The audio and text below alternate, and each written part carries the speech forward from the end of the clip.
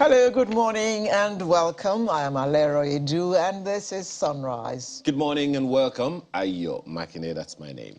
Hope you've had your cup of cocoa this morning because I had mine already. I don't know about some people, but I had this tall cup of cocoa this morning. With honey, by the way, just so you know. Yeah. Hey, you were saying? Well, why do we need all those details, please? Well, when we say buy Nigerian, okay. Yes, okay. I'm shoulder high. Okay. All right. Yes, thank you very much. Made in Nigeria proponent. Yes, thank you very much. Thank you. Because it is because we are not producing. That is why so many things are not going right. You're very right. Yes, you're so very right. and produce Nigerian, consume Nigerian. You know, Nigerian cocoa is better than most in the world. And Nigerian honey. And Nigerian original organic honey. Did I not hear that Nigerian honey was actually being exported? I don't think you did. Because if that were true, we would not be importing something in the region of 80 to 90% of the honey we consume in Nigeria. We consume about, from information from the Federal Ministry of Agriculture, I think, we consume something in the region of 360 or thereabout tons per year, and we produce only 16,000 tons. Ah, okay. Thank you. Thank you. Thank you. But the important thing is that we do have some organic honey in Nigeria. Yes, yeah. Not processed, not the kind of honey that you buy in the shops. This is the real McCoy, straight from the bees. Absolutely. We don't even want to talk about... That's what I take as well. Thank you very much. Yeah, well, I just needed to let you know that, it's yes. for everybody. Yes, and it's very painful when you think about Nigeria of several years ago when we had our own Peugeot automobile of Nigeria, Volkswagen of Nigeria. We had Steyr in Bauchi. You know, we were making cars for crying out loud. We were making cars, not to talk of made in Nigeria biscuits. Oh, my God, they were delicious. Barakat. Oh, trying to remember the malted brands. milk. Oh, those biscuits were delicious. And now to think that all those factories are shut down. It is so painful. Are we retrogressing? Yes, I'll answer that question myself. The answer is yes. Yes. It's sad, but, talking about these things, I'm not even looking as much to the productions, to the things that we produce themselves, even though producing them saves the naira and, all those other macroeconomic issues. We're able to save, into our, foreign reserves and all of that. Yeah. But the value chain. That's right. The jobs. I mean, think about a car. To produce a car, so many battery makers, things that are attached to tire it. makers, Electricians, radionics, as we used to call them back in the day, So many things like furniture makers, leather makers, and all those things. Yeah. And those are direct. The indirect they're also there. The people who sell water, sell food, and all those things. Those who are, supplying stuff to the factories. Yes, those are employed. Automatically, it just comes with the territory. So that we do not have those things now, it's bad enough. That we now have to import those with things. Money that we don't have. With money that we don't have, that's even worse. It's tragic.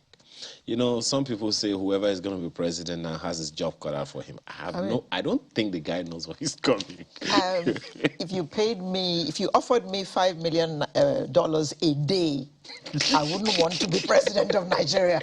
No, thank you. No, thank you. And talking about money we don't have, we heard that in the course of the week, the dollar actually crossed the 700 mark for a day or so before it now went down again. Money we don't have. I have They say also... we're not even making enough money to service our debt. Oh, we discussed that last week. Yeah, so how are we going to,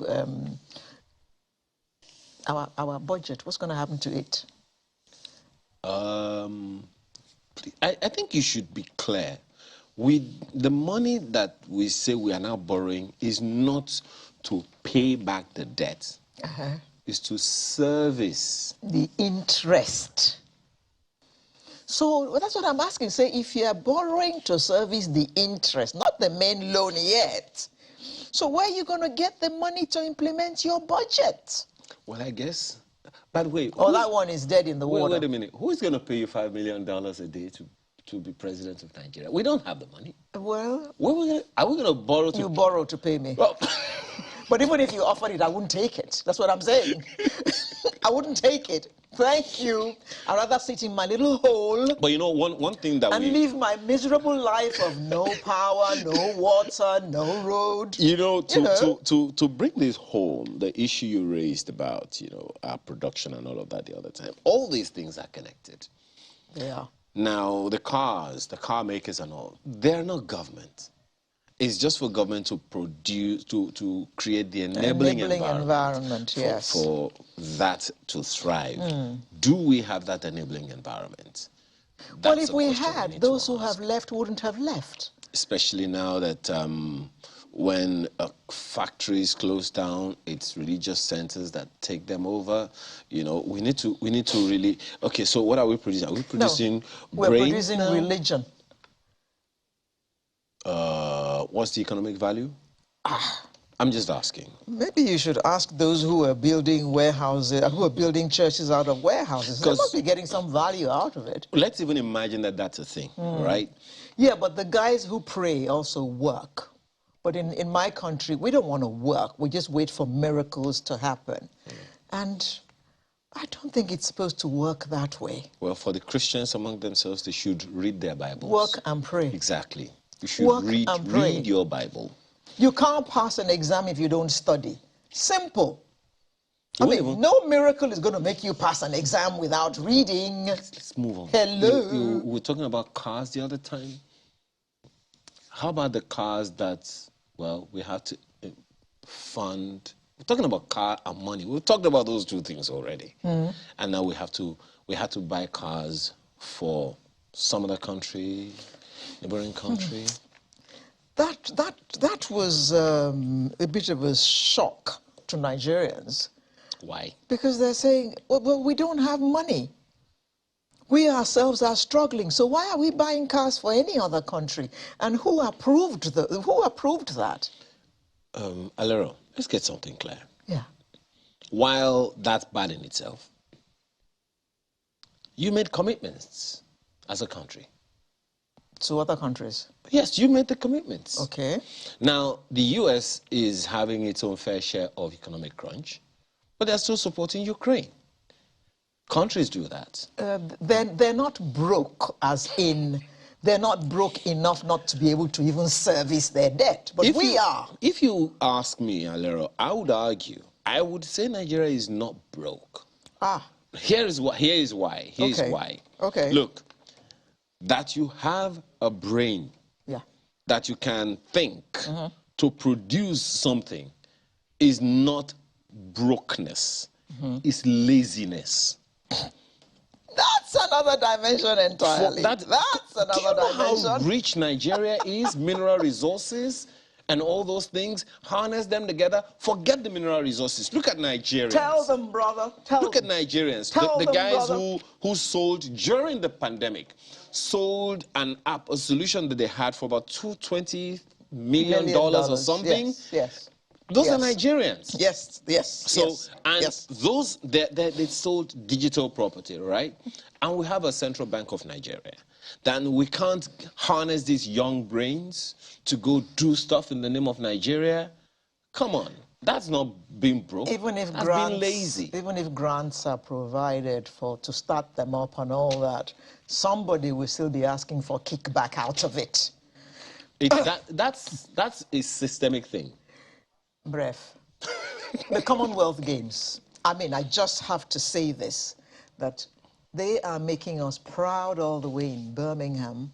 And, well, should I say sadly, or what am I don't know which proverb to use to describe what is happening, that most of the medals have been won by women. They are being won by Nigerians, period. Give the woman a job. They are being won by Nigerians, Alero. Give the woman the job. No. This is where you people are beginning to divide Nigeria. This is division. Oh. It's, Nigeria has divided itself no, already. they were won by Nigerians, period. Yeah. Whether they are men or they are women shouldn't matter. That's why you people are talking about where this place is from this region, is from that region. They are Nigerians, period. Even though there is a man that won and gold, even though he's Paralympic. One out of about but at least he won. They are Nigerians. God. Let's leave it there. This man is so Stop this division. His defense of... Stop this division. Oh, excuse me. How many women have you been told embezzled, stole? One man stole how many hundreds of billion? Look, don't let's begin to go sexist now, because the dust of some former Minister of Petroleum has not quite settled. So please don't go there, please. Okay, for Thank every you. 20 men, there's one woman. Please, they are Nigerians. Period. let's just close that matter. Okay. We're going to start by looking at the state of the nation this morning. And of course, one of the most crucial issues in the nation is security. And there are those who have blamed how, well, the escalation of it on how the media reports it. We'll have a focus on that as well. And then we're going to look at reversing medical tourism. I mean, that is a big issue, especially as so much money that we don't have is being spent on medical tourism. By individuals or by the nation? Don't go there. Well, then... The two, both of them. Okay. Next, we'll be talking about preventive health and healing. That's on our, the lifestyle bit of the program. If you want to reverse, maybe we'll prevent first. How's that? Prevention is better than cure, they say. And then, of course, I will close with the Artists of the Week segment. And all I can say is that he's a he. He's a he, a very well-known he, too. Oh. He sings and he does all kinds of other things. So make sure that you stay with us till the end of sunrise this morning. So get your, well, he's had his cocoa already. Yes. I haven't had any, but if it's cocoa that you prefer, this is the time to grab it while we get ourselves together to start the program in earnest.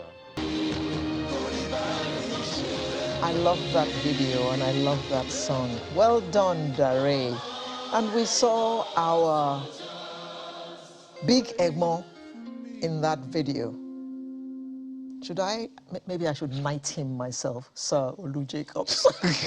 I just given him a knighthood. So what are you going to give her? Oh, Ma? What do they call them? Dame. Dame. Yes. Dame Joke Silva. Well, Joke Jacobs. He just turned 80 about 3 weeks ago or so. Congratulations to you, sir. Belatedly, but it's better late than never. Now, let's get this show on the road. Believe it or not, Nigeria matters. Absolutely.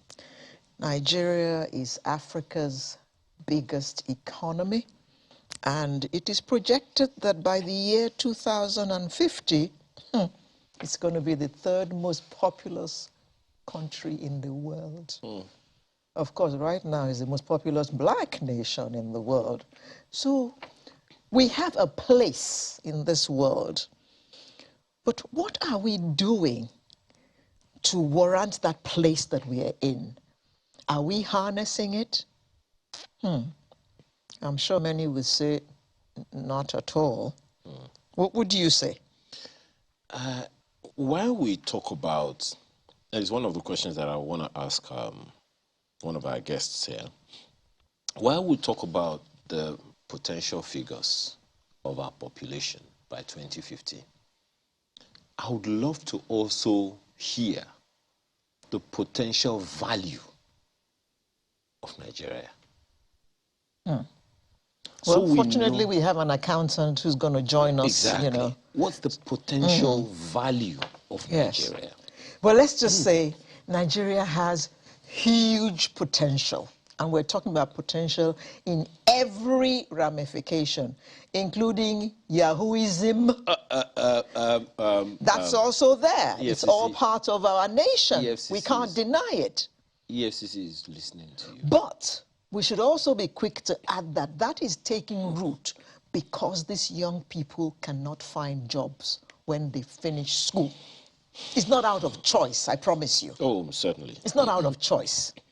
So, what are the tasks that Nigeria has to undertake now to make sure that it reaches its potential of being big brother in Africa? We have just been talking this morning that we bought cars for a nation, for one of our neighbors, worth over 1 billion naira. 1.145 billion. Good. So we want to be able to do that to other nations because we're big brother. But to be able to do that, we need to work hard so we can have the resources to be big brother. Big brother isn't just by name. I mean, there's a huge task that goes with the territory.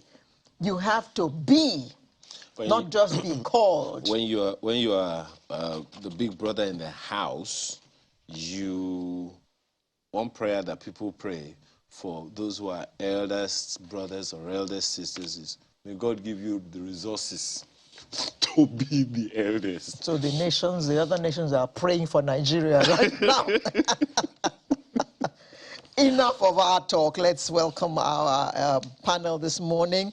Mrs. Juliet Benitia, we haven't seen you in a long time. Yeah. Good morning. Good morning. Director for Programs, Institute for National Transformation. Good morning. Good morning. And thank you for joining us. The opportunity to be here. And we have a chartered accountant, Dr. Gbenga Adeoye. Good morning. Good morning. It's my pleasure to be here. Thank you very much for joining us this morning. Hello, do you mind me asking the first question? Please go ahead. And they say ladies first. So I'm going to ask you both, but before we talk about the challenges, can we talk about the aspirations of Nigeria? We have a fair idea of where we are coming from before independence, until independence, and after independence. I saw a figure in the course of the week, or was it last week, that the naira the dollar was 70 kobo or thereabouts. 68. In 68 kobo. In the 70s. Yeah. So we systematically retrogressed over the years. So that means for me, we have some potential. Can you hazard some guesses as to what we have as a nation that can be aspirational for the generality of Nigerians? What are the aspirations? What are the things that we have that people can say, if we develop this, we can be this, we can have this? Thank you. I mean, I always tell people when I travel and with my green passport and I say I'm a Nigerian, I'm proudly so because I'm fortunate to have a dad who ingrained Nigeria in my heart.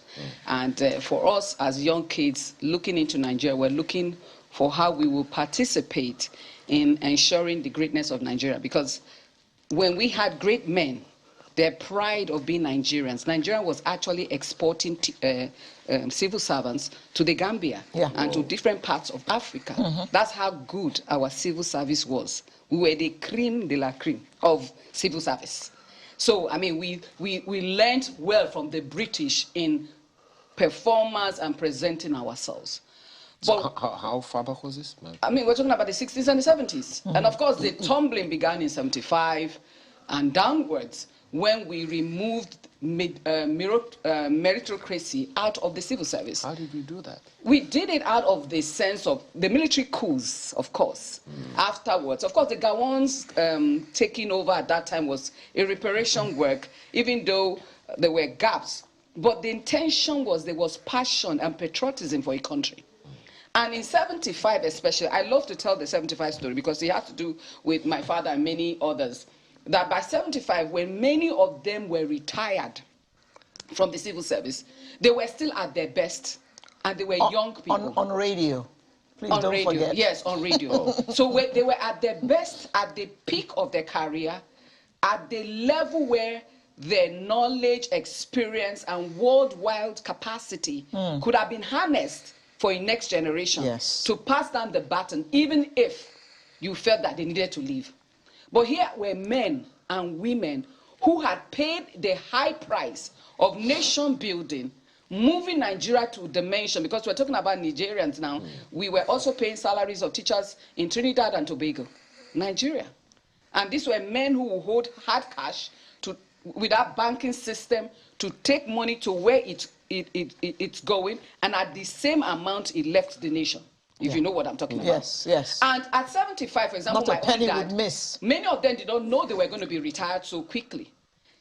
Most of them didn't have houses. They didn't have anything to present as part of the system that they have belonged to all these years. Coming back, most of them from abroad, being not on scholarship, personal scholarship of the nation, but their own investment. And from 75 downwards to Nigeria, down the line, civil service became, it's not my father's job. It's not my father's work. I should just take care of myself. And that patriotism, sacrifice, commitment to a nation was broken. And at that time, we started with some hocus pocus quota system. There's nothing wrong with a quota system that is based on merit. But when you take out merit and you bring in mediocrity into a system, that system fails. And we began to pay less attention to education, less attention to a whole lot of things. And that's why today, even in choosing my wardrobe, I wore red, because we are on red alert for a country that has cascaded from the dreams and aspiration. Somebody made a calculation that if our GDP per capita, he's an accountant, is even on the average of $10,000, we will be among the first 10 in the world. Because we have both population and natural resources. Some people have population, no natural resources. We have both. And you are not harnessing neither the resources nor the human capital that you have. And so throughout the years in Nigeria, education declined, excellence declined, meritocracy declined. At that time, my own father and many other fathers had to write exams for your next promotion. You couldn't bribe. You had to write those exams. But now we created a system, open up the system to whatsoever. And so we now have a nation that we have inherited, a nation that was a nation of our dream, great lofty heights attained, is no more attained, all sorts of corruption, the Yahoo issues, and the whole line of corruption that has been transported to the next generation by our own demonstration. You don't have to tell the child not to steal when he watches you and every day he knows that the money daddy has and the money uncle has is not real. It's stolen. So we have failed as a nation to recognize the pillars of society, which fundamental education. We're talking about insecurity. No, it started with the education issue. When you have men and women out of school doing nothing. Before COVID-19, we had 10.5 million out of school, climbing to 13. Right now, do you know the figure? By UNICEF for Nigeria, 18 million children out of school. And I met an owner of school from Benin City. She said that data must be right because many of the children, after COVID-19, their parents did not send them back to school because they couldn't afford it. So these are matters arising, these are issues that we need to address, that a nation does not cascade or just descend because the devil hates us. No, it's because of the lack of meritocratic leadership that have values and understand what it takes for nation building. Because nation building is an art and a science that must be learned. Well, you know, I was hoping to hear some good news. Okay. But, you know, I mean, it's good at least there is this understanding of where we are coming from. Yes. Thank you for that background. Dr. No, but Ayo, if you know what your problem is, that means you have an understanding of how you can start to address it. The challenge, what made me ask that question is this. You know, many times we talk about leadership. But how can the word leadership exist in the absence of a vision? There you go again. I'm sorry. But We talk about this vision, almost every Saturday on this program. Does Nigeria have a vision? Where are we going? Where do we want to be in 10, 20, 50 years? That's the reason I want to ask Dr. Adeoye this question. You know, I talked about the value, the potential aggregates of what we can say, this is what Nigeria has. Because if we have an idea of where we have, or what we can become, then we can, maybe someone somewhere can engineer a system that can put us on the path. Maybe not get there in 4 years or 8 years, but at least start us on the journey. We can. So you're an accountant. If you would hazard a criminally wild guess, I chose my words carefully, a criminally wild guess of what you would say Nigeria is worth in terms of resources or whatever it is, what value would you put to it? Attaching a value will bring an underestimation. Yes.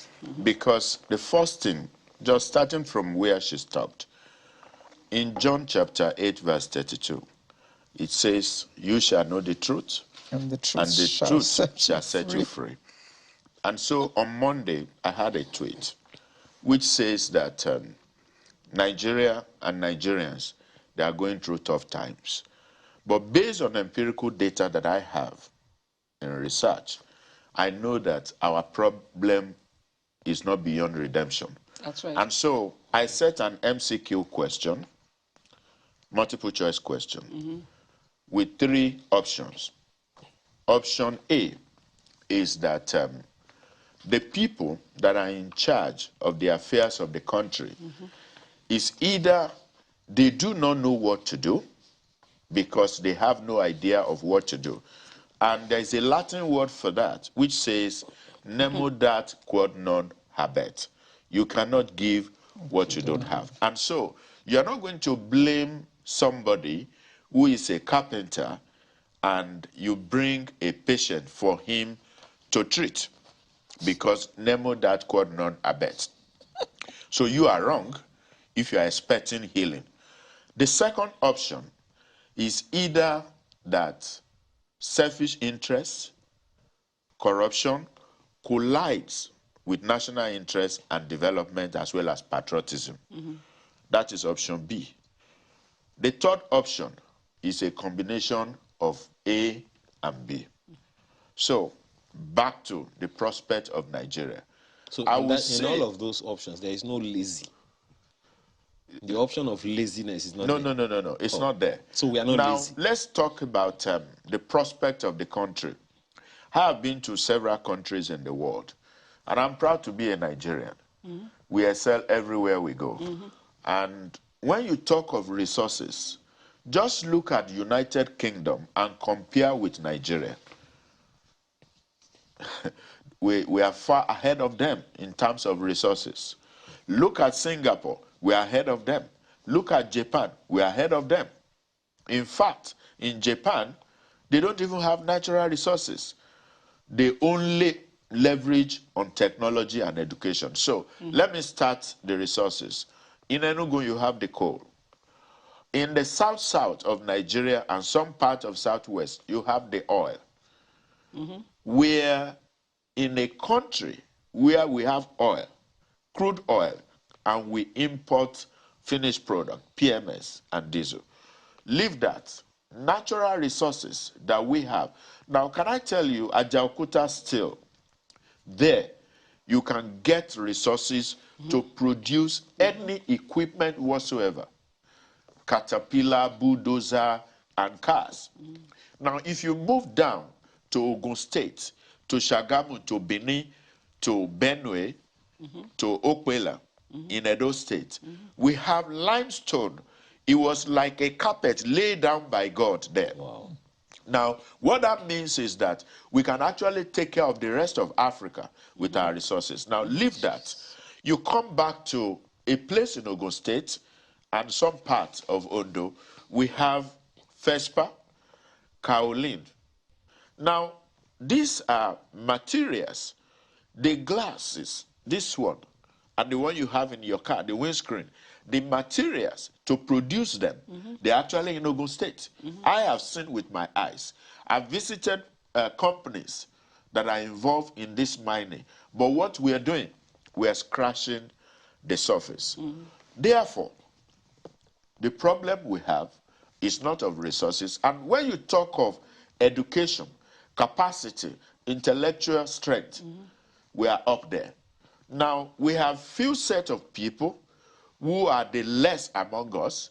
Now, it's just like you take the worst of you, the least educated, the uninformed, the corrupt, and you ask them to lead intelligent people. I've interacted with a number of people, and I see that our problem is not rocket science to solve. So we have great potentials. The resources are numerous. Now, look, Egypt. There was a time in Egypt, it rained only 9 times a year. But if you go to Egypt today, you see all kinds of fruits. In 2017, I went on a journey to Israel to look at the agricultural system. Israel, they don't have water. They take from the Red Sea and the rest and purify. And the entire system in Israel, in Agric, is irrigation. Here we have the rainforest. In my village, you could have a farm and have a yield without any irrigation because we have a season rainy system that works. In Israel, they did something. If you have a farm, technology is what they use. If you want your farm to be irrigated at 12 in the afternoon, you just press a button and it's going to happen. There was a time we were in Washington with the then Vice President, Sambo, on Agric Expo. And I met a company that said they came to Nigeria to sell irrigation equipment at discount to encourage our all-season farming, which means you want corn, you can get in January, February, all year round. Anything you want.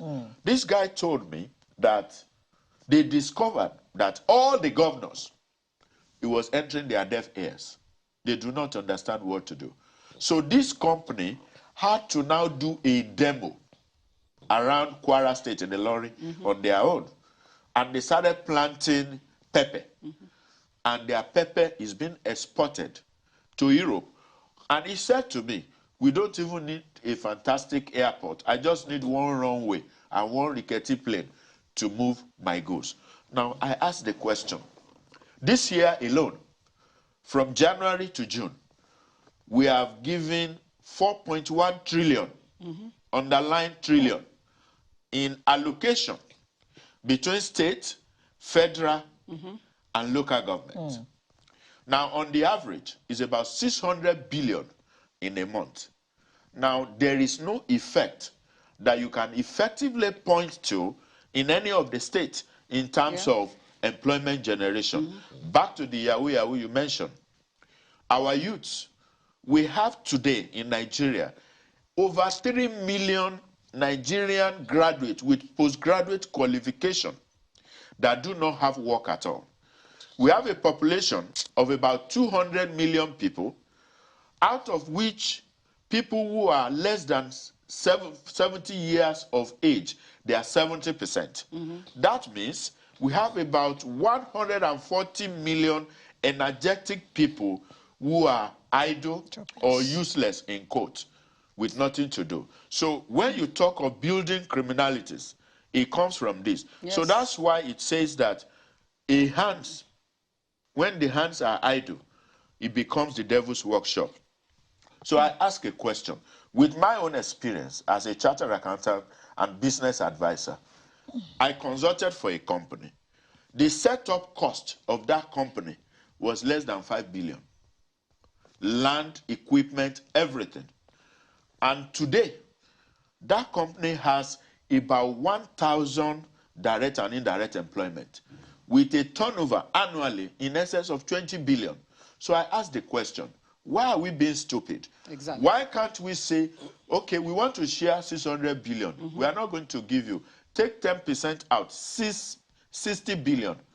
And then let's see how we can set up two factories in each geopolitical zone That's to right. create employment. And we say, this company, you pay no tax least at all. yeah, tax All on it. your profit, you plow back to double your capacity every 5 years.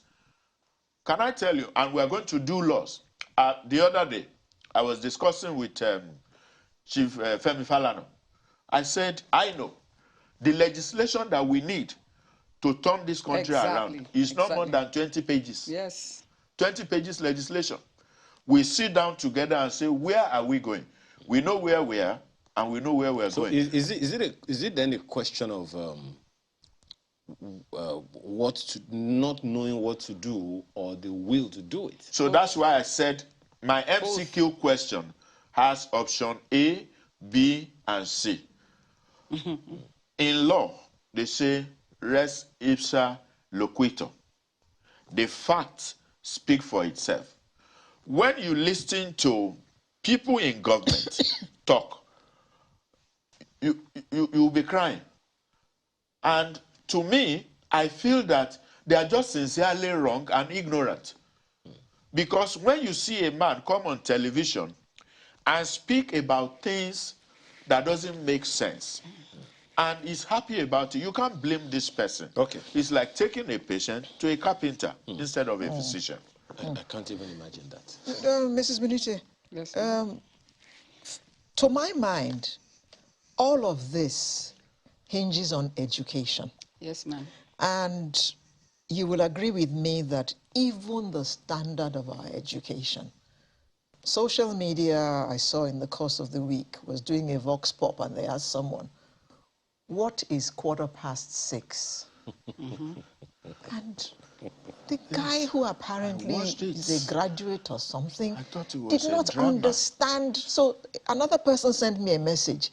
Is this supposed to be entertainment? Yes, or is it a real vox pop? Are you saying it's real? It is a real vox pop. That is It's real? That Yes. is Of course the it's state real. of the nation. I thought it was an It's real. extra from a movie. No, it's real. It's a real vox pop. It is. And so, I mean, it set me wondering, our educational system, it looks like we lose it right from when we are little.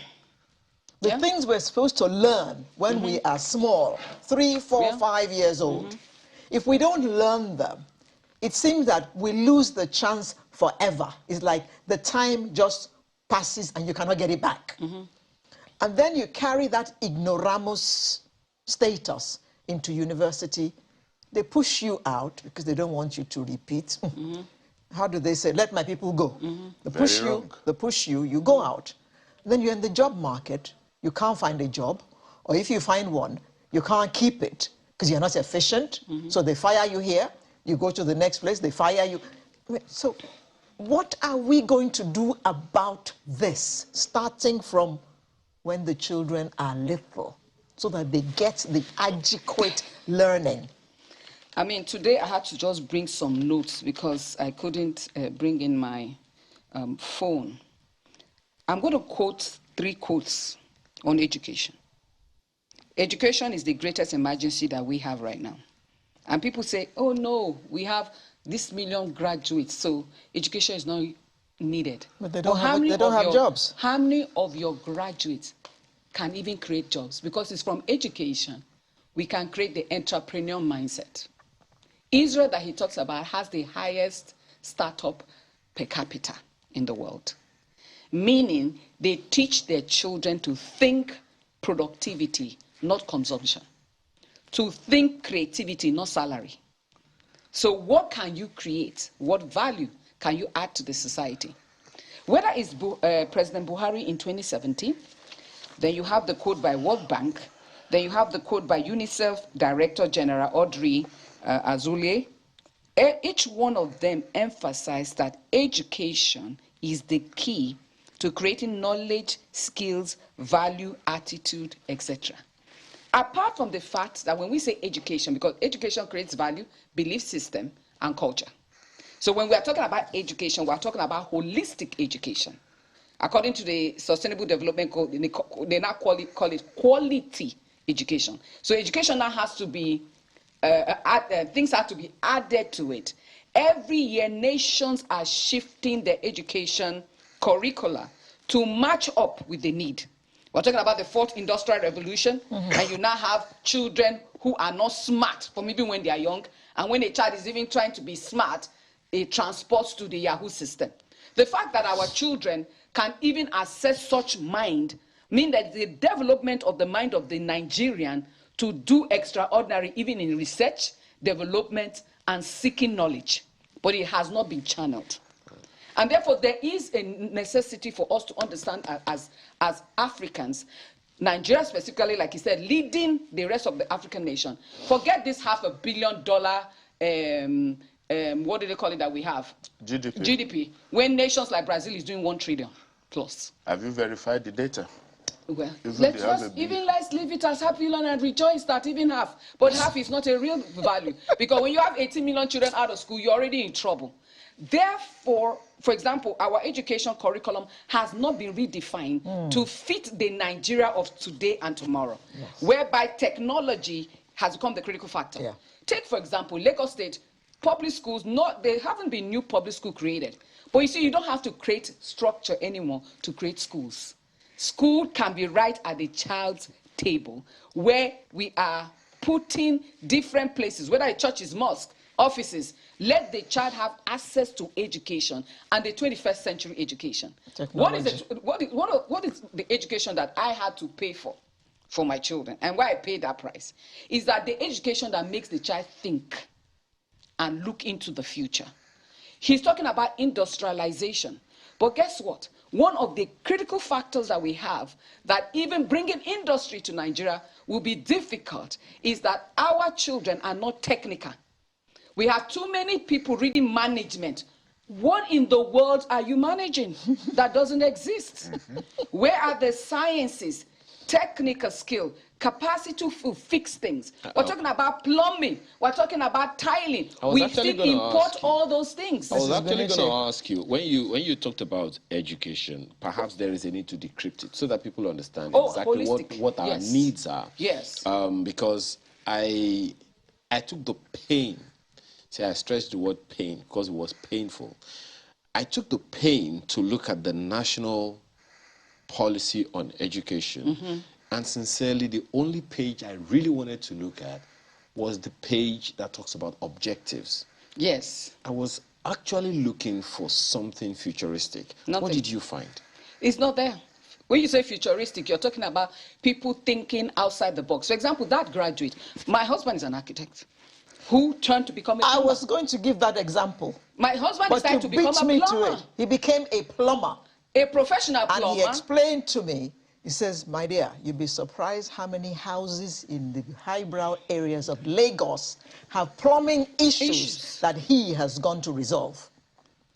He threw away his architecture with masters. I'm going to learn to be a plumber. I think it's still part of architecture. Yes, it is, because he saw that the gap in architecture was plumbing. So he became a professional plumber. Yes. He did the exams to become a professional. So he trains plumbers. He trains plumbers now. Prepares them for international exams. Because his idea is that if Nigeria does not standardize, Nigeria cannot compete. So when you bring industry, common things to fix like cars, we are still doing Baba Salah fixing. So someone fixes engine, trial and error. Electrical matter starts. He fixes electrical, he spoils the ignition. So essentially, when you talk about my sincere apologies, Salero. Before you take us away from this topic, it's the same one. Okay, it's a serious issue. Very serious. Because part of the things that we hope to be able to look at are the high cost of living, all these insecurity issues, lamentations about ASU killings and all those things. What you are saying essentially is we seemed to have planned this situation that we are in now. That's the way it seems. Yes, with like lack of knowledge and political will, selfish interest, a pile-up of thoughts that happened. Take, for example... And it didn't happen within 4-8 years. No. We're talking about decades now. It's that deteriorated. When you tolerate someone with 20/100 and give them admission, what you have said to the society, it's okay to fail. Yeah. It's okay to cheat. Yeah. It's okay to be there and just carry on. Because you are a plumber or because you're a tiler doesn't mean you don't need mathematical skills. Because to put the tile in a trajectory of an angle, you need to know that 1.5 is different from 1.55. Oh, Mrs. Beniti. So these are skills that we are already lacking.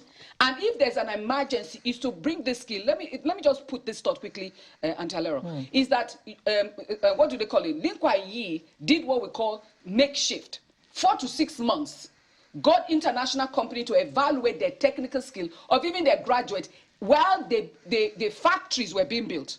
So the factory idea of having factories in location should happen. But pari passu, while the factories are climbing from ground zero, the education for technical capacity, competitive advantage of an African Nigerian who is already have this ability of exuberant passion and pursuit for happiness is already embedded. Every Nigerian wants to enjoy life. Yes. So what do you do as a leader is to cultivate that.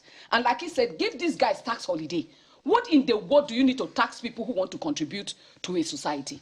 And move people out of their homes and put them into the labor market. And if they stay at home, there will even be a penalty for strolling and doing nothing. When you create the opportunity, but now you cannot penalize people when you have not created the opportunity. Mrs. Beniti, before Yes, you leave this thing, my worry is that because this actually was an experience between myself and your husband. Yes. A graduate wanted to do something where he could earn a living because he'd been looking for a job for years. Mm-hmm. He saw your husband was interviewed and he was given what date his course would start. Mm-hmm. And then he called me and said, so when they ask me what I do for a living, mm-hmm. I'm going to say I'm a plumber. Mm-hmm. You know this Nigerian thing. I mean, how do we deal with that? There's also that. How can I say I'm a carpenter? You know, so let me just, because it's my husband also, I had the problem. When my husband said he was going to be a plumber, I said, no. I said, honey, I didn't marry a plumber. I married an architect. So he said, he now sat me and he said, sweetheart, it's not like that. He said it's not like that. So I now coined a word for him. I now called him Aki Plumber. And he was still laughing at me. Why? He now said to me, it is not the job's name. It is the value and the currency. We have 2 boys that were taken off the street, given to us by a foundation. And these 2 boys, one is in Abuja, he has built his house, married, from the streets. Because they went through this plumbing, and the first course in the plumbing course is character reorientation. How to choose product. You see? And insists that you cannot cheat customers. So that is done at the beginning as a draw-in. My husband told them the judgment that comes with your fake materials, and also how to identify them. In short, you can identify these materials right at the market. But you see, the issue is that the value society is placing on these skills is terrible, because in the United Kingdom and places, my goodness, those guys are driving what you need to think about. Ma'am, it's not BMWs and it's not stuff that like these that. things, for instance, I have seen in the Constitution, Dr. Adeyeye, that all these morals, character, integrity, and all some of those things are also in the Constitution. But how is it being taught? Go ahead. Let me say that the crisis we have in the country started from the discovery of oil. And so the We didn't dignity... discover oil in 1975. No, I know. So it's a gradual process. Now, in physics, there is what we call stopping distance. Yeah. So if you have a ceiling fan and then you switch off the fan, the fan is going to remain rotating for a while. Now, if you just walk into that room and you do not know that the fan was switched off, you probably think it's working. You come back 1 minute later, you see that it's going down slowly. At the end of the day, then total stop. So what we have in Nigeria is a gradual process. Yeah. You know, and so someone already switched off the ceiling fan. Yes, the ceiling fan is off. So what you see is a slow rotation. Now, I will tell you something. Dignity of labor is what we have lost. Yes. Now, you see a young man, he wants to put on tie. My wife studied mass communication. At a time, she worked briefly at NTA and then Financial Times or something. So, but my wife used to tell me, you are the one that like to read.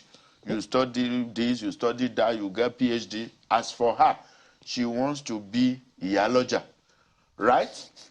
Sometimes when people get into our supermarket, they find my wife and they think she's one of the sales girl. Sometimes she sit down with a till. Now, what we have lost is dignity of labor. That's right. In the US, if you call a plumber, you know, $200 before the work is done. In the UK, the same way. Thing. And I remember I was in one hotel about 2 years ago or so in London, and they were replacing the tiles. And the guys that were doing the replacement, I just loved them. The boots, Exactly. the manner of their dressing, their intellect. And I'll take you back to China. One of the things that China has done to resolve unemployment and poverty is technical education. That's it. Now, this technical education, you need to have an incubation center. Yes. It doesn't matter. And I said, look, I do not need you to come and speak big grammar for me if you can lay the tiles. Yeah. I do not need big grammar from you if you can fix the car. And so you have truck drivers in Nigeria today from China. There is a company in this country manufacturing truck from China. Most of the people that are working there, they are not university graduates because they were trained to so do. So when we look at it holistically, we need to redefine our education system. One day I asked my son, how many subjects are you doing in school? And you are seeing subjects like 18 subjects. You are going to destroy that person. 11, 13. Right now in the US, they have redefined their curriculum. So if they notice that this child from elementary school is desiring to be an engineer, is desiring to be a pilot or a lawyer, the courses that you will do will be along that line. And we need to see now, look, we need to declare a state of emergency in education and power sector. Yes. Because, and even our banking system, I do not know, if I am Emefiele, I will run away from Nigeria and go and hide somewhere. You know why? If I am the CBN governor, I will not be able to sleep at night. That banks are lending at 30%. Ridiculous. Because this industry is interwoven. It's a complex issue. Technical education, interest rate, and power. I'll give you an example. We run a business that we use 100 liters of diesel per day. All right? Now, if you use 100 liters, in some parts of the country, is 850 naira. What that means in a month is 2,550,000 in a month. Because there are some small equipment that uses electric motors. If you don't have three-phase electricity, it's not going to work. Therefore, you must depend on generator. In a year, that's 30.6 million naira. How much then are they? Now, wait a minute. If you now borrow 100 million from the bank to operate, banks now gives you interest of 30% per annum. That's 30 million. Plus your diesel cost, 30.6. You have 60.6. What is your profit? So if you make profit of 20%, it means that you'll be in deficit of 40.6 million. Now, let's assume you just do fantastically well and your profit is 50%. Mind you, I haven't talked about overheads. Other petty things. Multiple taxation. Exactly. And can I tell you, there is a policy in Nigeria that custom should not have a roadblock in a place that is above 40 kilometers to the border. Nobody's listens. So we're in a country where people just do what they like. And so that's the cause of our crisis. So we need to sit down on a round table, call all experts. Our problem is not beyond redemption. So we take education, technical education. Listen, I just heard that the strike is going to continue in our university. And I'll tell you my experience. I went to Ogun State University for my MSc. 18 months program. I spent 4 years. Wow. 2002, my matric is 202/276. I did not get my certificate until 2006. Wow. I made up my mind that I will never go to public institution. So when I wanted to do my PhD, I went to Bangkok University. All of us that are here, tell me if you can send any of your wards to public primary school, secondary school, or higher institutions. Ain't happening. So, these are the problems. And the leaders that are in charge of the economy, their children are in school abroad, so they do not care about what you're talking about. You are talking technical education. NNPC is just a phone call. They will employ their daughters or sons. So these are the crises. We're running. I mean, we've only just scratched this on the surface. We have not gone to health, we have not gone to security. We only opened the box. But we have not even... We've run out of time, so I need to take your final word on this. Final word. Yes, sir. We need to become sincere and call a spade, and you cannot shave a man's head behind him. So all our heads are bushy. As a country, we need to come together and redefine our focus as a country. Mrs. Benitier? The reality is that when you despise education, you despise the society. A society that shuns quality education is a society that will suffer adequately. And this emergency, take for example 4 months, children are out of school, they would have gained a technical skill as a backup for what could happen. And not just government, the elite class and society must begin to put pressure where pressure is required. Because we cannot always sit down and say, oh, it's the government, oh, it's President Buhari. Every one of us, it is time for us to declare an education emergency and ensure that you see a child outside and insist on the mom, give him a technical skill while he waits for his blue collar.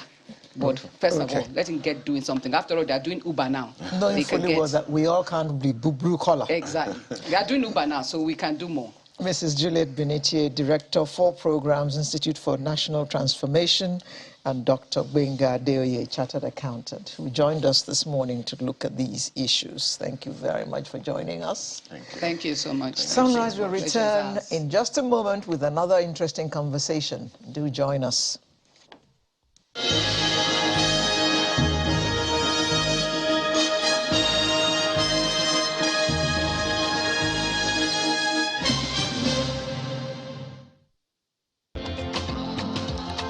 Well, thank you very much for staying with us. Our next conversation is a focus on security reportage. And, well, Ekiti State Governor recently said if the Nigerian media fails to play the role they have played in the past to press for and help promote the imperatives of unity in diversity and sustain democratic rule, there is no doubt that democratic rule will atrophy and the nation-building process will go into reverse gear. Well, I guess we did that quite well during the June 12 struggle. I hate to use the word struggle, but I think we did that fairly well. It was a struggle. Well, I just hate to use the word, but yeah, I mean, you're right. That's exactly what it was. Okay, anyway, June 12 debacle. Impasse. All kinds of words came up at that time. Okay, all kinds of synonyms. And, of course, the press had to fulfill their role and all of that. But there have been questions about what does the media need to do to be able to ask the questions that will help to resolve the issues without necessarily making the situation any worse than it already is. Let's have a conversation this morning with three guests on the panel. Mary Fatile is convener, prayer and support, the Nigerian Armed Forces and other security agencies. Thank you very much for joining us today. Thank you. We also have with us Kasim Akinriti, who is former chairman, Nigeria Union of Journalists. Thank you for your time. Thank you. As well as Sheyi Aditaya, who is a security consultant. Thank you very much for being here this morning. Thank you so much. Mr. Akinriti, you're the journalist. It's ladies first, but you're the journalist. So let me ask you, let me begin with you. You have heard that position of a good number of people that the way we report security or insecurity issues seems to give more vent to the situation. So you have a job to do, to report, but then you do not want to play the role of a force multiplier to a negative thing such as insecurity. How do you respond? Well, I think the nature of our job, of our role, the role of the media, presupposes that we need to inform the people, educate people, and of course entertain them. But in the context of doing that, we are not so conscious of the effect of the information we are giving to the people. We are obviously not, do know that there's also a repercussion for the level of education we also give to the people. But of course, we are doing this within the context of public good, public interest. And that's it to also, delve into the issue of how we report security issues or insecurity. Honestly, it has not been salutary, if we have to face that fact. Because it doesn't seem to understand that we're also part of that conflict. Because when you are reporting conflict, you're also part of it. And if you're not careful, you are going to go along with it. So the media must understand these dynamics. That in as much as, yes, people have the right to know, there is also the effects, which, in media theory, we call, epidemic need effects theory, in mass conscious theory, that have a lot of impacts on the people. If we are reporting insecurity the way we are doing, we continue, we will continue to create fear among the people, which is exactly what is happening now. And we're also going to be ridiculing our institution, which is the armed forces. So we need to now balance the act in the sense that we need to show our patriotism, understanding of the situation which we are, that it's extraordinary. Because this is the first time the Nigerian military is fighting an asymmetry war. And perhaps these challenges is not what we have been used to. So that's exactly what we must understand. We need to support the military, the armed forces. Okay. By understanding the dynamics of the war and the repercussion of just getting out or look at the sensational aspect of it. So each time in the morning you open the newspaper, it's about killings, it's about deaths, it's about, so it's quite horrifying. Whereas those who are trying to mimic, who are trying to say, well, it's a free press, it's free this, it's free that. There's also the way they do it at the back channel. Okay. To show that people understand what they're doing. But let me ask you, madam, what's your take on what he's just said now, given that our conversation here is not really talking about the insecurity issues, which is clear and present, but one of the things he talked about is the impact or the effect on the security forces. What's your take on that?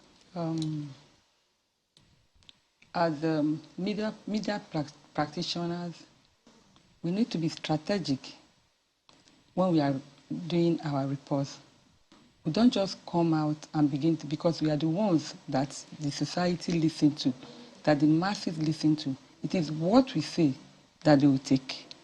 So when we begin to say negative things about our military, our armed forces, it causes chaos. And that is what we are facing now.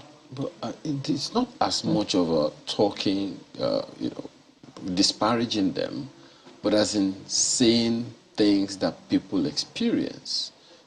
It is true that people die. Yes. It is true that these issues happen.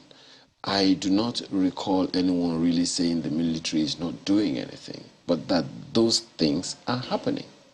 So I'm wondering, what you mean when you say putting down the military. No, what I'm trying to say is that the reportage of the media is not supposed to be the way it is now.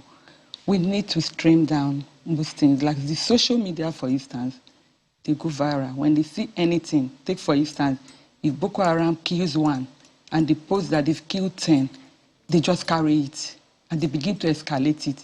It's like you are giving cheap popularity to them. It's not supposed to be so. if you look at Africa today, I think our military is number one. Our armed forces should be number one. They go out of the country and they perform very well. So what is happening to our country? Because even the media, the social media who are supposed to say good things about them, they'll begin to escalate things that are not there. Mr. Detayo, what I'm hearing is that maybe you security guys even prefer for the media not to even report anything at all, just to let sleeping dogs lie. No, I mean, That's assuming that the dog is sleeping. so no, not really. So the problem here has to do with both the media and the government. It's not just media problem alone, and I've come to that. You see, security is about perception. That's what we normally say, and security perception in most cases is different from objective reality of security. That is, how we feel about whether we are secured or not may be entirely different from the reality on ground. And it's a subject of what the kind of environment we create for ourselves in our mind. And I'll give you an example. You see, you and I'm not sure anyone here will be willing to go to Abuja, from Abuja to Kaduna by road here. Will you be willing to do that? I won't. Give me an APC with soldiers, I won't go by road. But do you know that people are traveling on that road every day? I can tell you 90% of people traveling on that road every day, they are locals who are doing business, moving from one community to the other, from Abuja to Kaduna. They have things to do. And these people are not on social media. Largely not on social media. They don't even have time to watch the TV. Their reality is the few things that they hear, and that is what they believe. But those of us that will not go by road, the legislators, the politicians in Abuja, who are doing business, who are working in ministry, will not go by. Why? Because the reality that the social media and the conventional media has created for us is our reality. I will believe that it's like putting one foot in a crocodile-infested river. You know that before the leg entered the river, that's our perception about it. So, when I say that, both are guilty, is that one, if you don't want the media to carry the information in such a way that will create a negative perception, then you must be willing to provide information, truth, the real information. Because, talking about subversion or trying to stop people carrying negative information, the solution is that always publish the truth. If the truth is out there, you will kill the rumor mills. And then the moment you see that a rumor is going out there, try to publish, counter the rumor immediately. And that's why I love what Lagos State Command, Police Command is doing. The current PPRO is always there watching before any negative information circulates in Lagos. You see him on Twitter trying to counter and put the truth there. That helps to balance the information in Lagos. Let me give another example. Lagos State government held meeting with all security agencies, and they're in that meeting for 3 hours. Even channels carried it this morning, and Governor Sowolu. But the truth is that the meeting was informed by the rumor in the last few days that ISWAP is planning to bomb Lagos. But is there anything new in that story? The answer is no. Lagos has always been in the agenda of Al-Qaeda, of ISWAP, and every terrorist organization to bomb since the beginning of the time that we started this crisis. And the threat on Lagos has not increased. They're still on the same level. Why the pressure this time around? Because we allow rumor to fester. Do you remember that we had an Ijora Badia successful DSS operations where a terrorist hideout was busted, and they were able to arrest the people with lots of ammunitions and bombs and explosives. Lagos didn't go into panic that time. There was a bomb explosion at Folawiyo, somewhere around Ijora again, terminal, and it was managed. Lagos did not go into security panic. Why not that we've not even seen any major? So it's important that when we allow the wrong information to circulate, everyone will become afraid. And one thing I want to also add is that the number of arrests that the security forces have made in Lagos in terms of terrorists, if they make it known to the public, we'll be shivering. But because they are arresting every day. And the reason why they are managing the information is that Lagos is the economic nerve of this nation. We cannot afford to create a situation where people will be afraid to go out and do business in Lagos. So then there is the challenge. I mean, Mr. Kiriti said it the other time, and I'm glad, for Alero's question to you. So there is the challenge of having information, having enough information, and balancing the information. Because if there are gaps, and the PPRO, for instance, just maybe happened to be at a meeting and he couldn't attend to it immediately, it took about 2, 3, 4 hours. There are journalists, and then there are citizen journalists. Yes. Who are not going to wait for confirmation of the information. And even the journalist has a deadline. I mean, it's even better these days, But back in the days when Mr. Kennedy was a journalist on the beat, there was no social media. So he got back to base. There is no confirmation or counter-confirmation. He goes to press. Following morning, the news is out. There is no corrigendum, no reversal or rearranging of the facts until another 24 hours. So, but today, the citizen journalist is on social media. So there is information, there is enough information. So thank you. There is information, right or wrong. There is enough information which would eliminate, gaps of falsehood, and then there is a balance. And that's where the challenge of the security operatives is.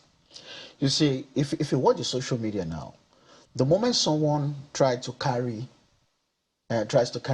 false information, you see that some people right there in that timeline, their response, they will publish the right information, say, this is fake, and publish the right information. The reason is that somehow there have been opportunity for a counter narrative around that information. And that's why I said that government has a responsibility as much as the media. Government must make sure that its public relation machinery are actually working. And it's a lot better now compared to before, when we have all this colonial mentality where we just want to hoard things and we believe that no information. No. For us to be able to solve problems now, we need to put information out there and the right information. Okay, Mr. Akinreti, I want you to respond to that, because that was the question I was going to ask you. Yes. The FOI, how is that working regarding getting the right information before you go to press? Obviously, FOI is not only for the media. FOI is also for everyone. For every Nigerian, right, yes. For every Nigerian. Yes. Because you have the right to ask questions, to get information from institutions of government. But I'm sure as journalists, you use it but journalists, which is much more than they are doing. The challenge from FOI, even right now, is that some institutions of government do not even make information available to you, despite all the effort you have done to get this information from them. And that leads to rumor, counter-rumor, and disinformation. And that is exactly what the social media guys are feeding on. So I was just doing a research now. We have almost over 500 online platforms. This is empirical. Every person is opening a news blog, is opening a news website, is putting an information out, which are not verified, which are not confirmed, which you don't obviously know the imports of this information. But because of citizen journalism, they decide they are citizens and they have the right to give information out, and some of them also have the facilities to put this information out there. So the challenge for the regulatory authority is that, how do we manage these guys? And that is exactly what is happening to the military. They will see something happening. It's also so bad that visuals are also released uncensored. Because when you send out visuals, you affect the sensibilities of the people. As far as these guys are concerned, those in social media platforms, they don't care. But they are sharing that information to you, and they keep sharing, keep forwarding. At the end of the day, when the traditional media are also going to handle it, it becomes a challenge. Oh, how do I look at people that already know this story? So how do I tilt? What kind of am I going to give to it? Okay, well, so you are in the cogma as a professional, but you can manage it. We're making, it's already getting beyond the security reportage that I would like us to focus on. That we invited you to talk about. There is something very important that I think you mentioned, which might be able to help. Yeah. But how do we rein people in on that path? You talked about the importance of patriotism. Absolutely. How significant would that be? How much will it affect our reportage, our perception, as Mr. Adetayo mentioned the other time? How will it affect the information people put out at a time when generally there is a high level of distrust between the governed and the government? And someone is supposed to champion the cause of patriotism that will help to stem the tide of fake news and the rest of them, especially concerning security. Putting such information out, as she said, jeopardizes security efforts, puts the lives of our security personnel, all 20 or 37 or whatever number of the agencies there are. Yeah. So how do we pass on the message of patriotism to help stem the tide of negative security reportage? First of all, we must all understand that security is everyone's business. And if you want to have a peaceful society, so atmosphere, that is where you can make business, that way you can make money. And so patriotism is not a lip service. It should be given. But what we all need to do now is that can we, find a way to trust our leaders? We just have to, it's extremely important. However, how bad the situation would be, there must be element of trust, because it's the trust that's also going to bring out the issue of patriotism. That for us, we must have a nation before we can have discourse, before everybody can start struggling for anything. And that's kind of, that send that signal to you that I need to be patriotic so that I can have a country. But today, the media is about good journalism, good business. So everybody brings aspects of business angle into the thinking. And that affects the essence of patriotism. Okay. But the government agencies that are saddled with this responsibility should be up and doing. In the days of MAMSA, it's always a sing-song. And everybody you find at every desk will always be singing, talking about MAMSA messages. So NOA will have to step up this activity. It's extremely important. And those who are in charge of, giving out even messages must also remember that the element of information I'm giving out, what for? When do I give it out? How do I give it out? What value is it adding to my life? And what value is it adding to the patriotism of the country? I was going to take you up when you said good journalism, good business. One of the things that you people also say is we are in it together. Bad news sells. But we'll come to that some other time. Talking about MAMSA, I like my country, I like land and people. Everything is there for Nigeria. Make Nigeria better, to make Nigeria great. So why is that song? Better. Make Nigeria better. That's right. Please, people should go and buy Wale Soyinka Tunji Oyelano's album, Ethical Revolution. Yes, ma'am. Wanted to respond to this whole thing about patriotism will help to stem this tide, hopefully. Security agencies already demonstrated their patriotism when they signed the dotted lines and said, I'm ready to die for this country. That's why anyone would join any security agency, as far as I'm concerned. Now, that out there, there is also the challenge of giving enough information to people so that people don't look for information that is not lost. How do we address that, in your opinion? I think, like in the military, they have procedures. You can't just come out and give information when your boss have not told you to do that. So you will need to get to your boss to get all the right information before you pass it out. There's a regiment. You can't just something happened that, because I know at times the media will say, oh, I called the PRO and it was not responding. It can't just respond immediately. It needs to get the go-ahead. The go-ahead before responding.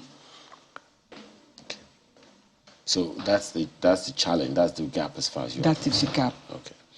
Mr. Adetayo, patriotism. I'm listening to you. That came from a very deep place. Yes. So, you see, talking about patriotism, it doesn't stand in isolation. There must be an identity attached to patriotism. How? What do you see yourself to be? That is what you are patriotic towards. And from the people, like he said, there is an identity issue in Nigeria born out of lack of trust over many years of deception and deceit. And that's why I said information is critical. When your people don't trust you because they believe you are lying as a government, their patriotism will be questioned. Even they will have conflict within. And for security practitioners, you have no option. There is no, you can't have a second mind or second thought around who you are patriotic to.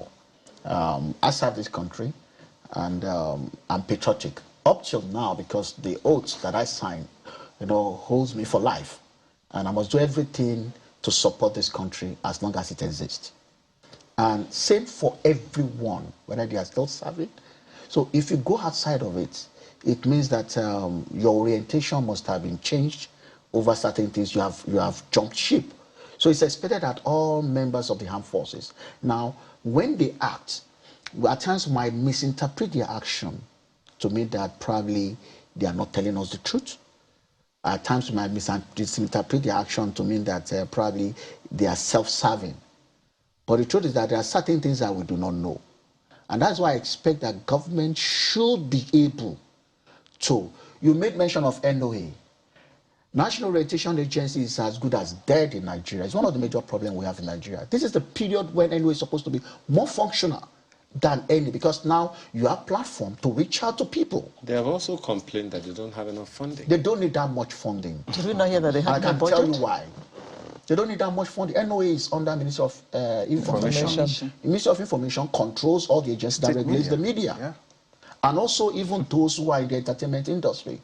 All what NOA needs to do is to identify those who are major influencers in Nigeria, create a program where he works with them, develop content where those people will help to, and get all media organizations to say, give us these particular time slots. You're already consulting for them right here. We have to thank you very much for being here this morning. Mary Fatile is convener of prayer and support the Nigerian Armed Forces and other security agencies. Thank you so much for your time. And all the best. We've also had Kasim Akinrezi, who is a former chairman of Nigeria Union of Journalists. Thank you so much for your time. Thank you. As well as Sheyi Adetayo, a security consultant. I'm sure NOA will be calling you very soon. Well, that conversation leads us to this break, after which another one will come. This time, some people are saying enough tourism. What kind of tourism? Medical tourism. More on that when we return.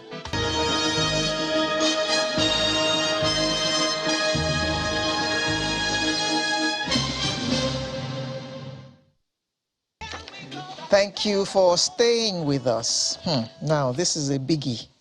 As I always say, so Nigerians spend between $1.2 billion and $1.6 billion on medical tourism every year. Pause.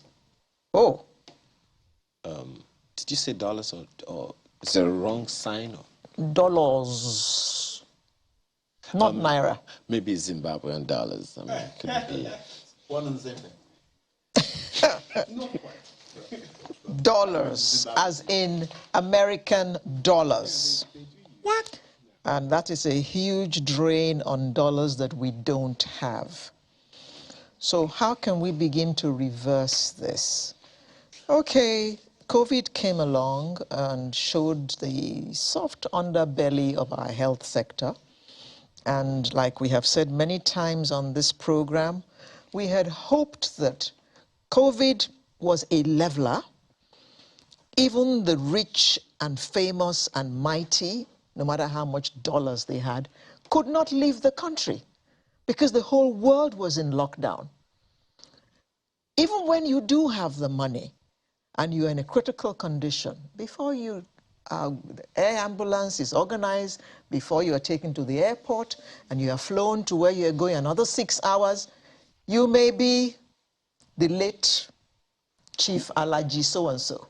And even when you get there, if you successfully get there, there is a high chance, we'll know from our guests, that you are going to be attended to by a Nigerian doctor. 2,000 of which leave the country yearly.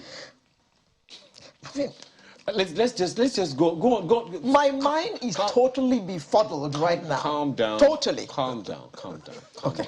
Okay. Yes. All right. Okay. Thank you. Thank you. Yes. Thank you. Thank you. Okay. I am now calm. At this point, I shall introduce our guests. Dr. Adetokunbo Shitabe, Chief Executive Officer, Duchess International Hospital. Thank you for coming. Thank you for having me. As well as Dr. Adedoyin Dosunmu-Ogunbi, Medical Director, Duchess International Hospital. Thank you very much for having us. Dr. Dosunmu-Ogunbi, please tell me that all these things we have just said are lies. Well, it looks like Every time someone starts the conversation with "well," you're right. Precisely. I was going to say you're already doing our jobs for us. Of course, Dr. Shitabe, as the CEO of the Duchess Hospital, and myself as medical director, you are really you've laid it out so very, very well. 1.2 to 1.6 billion US dollars every year that Nigerians spend abroad. And they may even see a Nigerian doctor there, just like you said. So it makes more sense for us to build the capacity here in our country, and for our people to stay here, and people to even come here. Why can't other people come to Nigeria But that to was get the the health care? experience before. We Yes. understand that was the experience before. In the days of UCH, when Luth was first built, the whole of West Africa, it was the hospitals for the whole of West Africa. That's right. Like I tell people, my mother flew from Canada to UCH to deliver me. Jesus Christ. And that was quite typical, I hear. Absolutely. Excuse me? Can you say that again? I just want to be proud a little. Yes. My mother flew from Canada to Ibadan, to UCH, to deliver me. And you are still here? And I'm still here.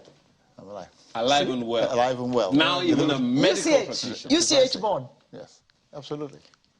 I mean, she gave up the chance to have him in Canada. She wanted him to be born in UCH because UCH had the capacity to do the job. Such was her confidence in UCH that she medically toured. We're talking about medical tourism. Medically toured to UCH to have her baby. Yeah.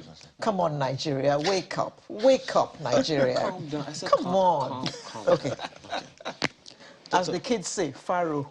Okay. Dr. Shitabe. Yes. 1.2 to 1.6 billion dollars yearly. How bad is that? That is extremely bad. It's a hemorrhage, isn't it? If we break that down, that translates to about 60,000 Nigerians hopping on the plane each year to spend approximately $20,000 a trip. Each. Absolutely. Absolutely. But it really... money which we can use. Oh, yes, money which we can preserve Really? and use right here. Life is sweet. And everyone wants to live at whatever cost.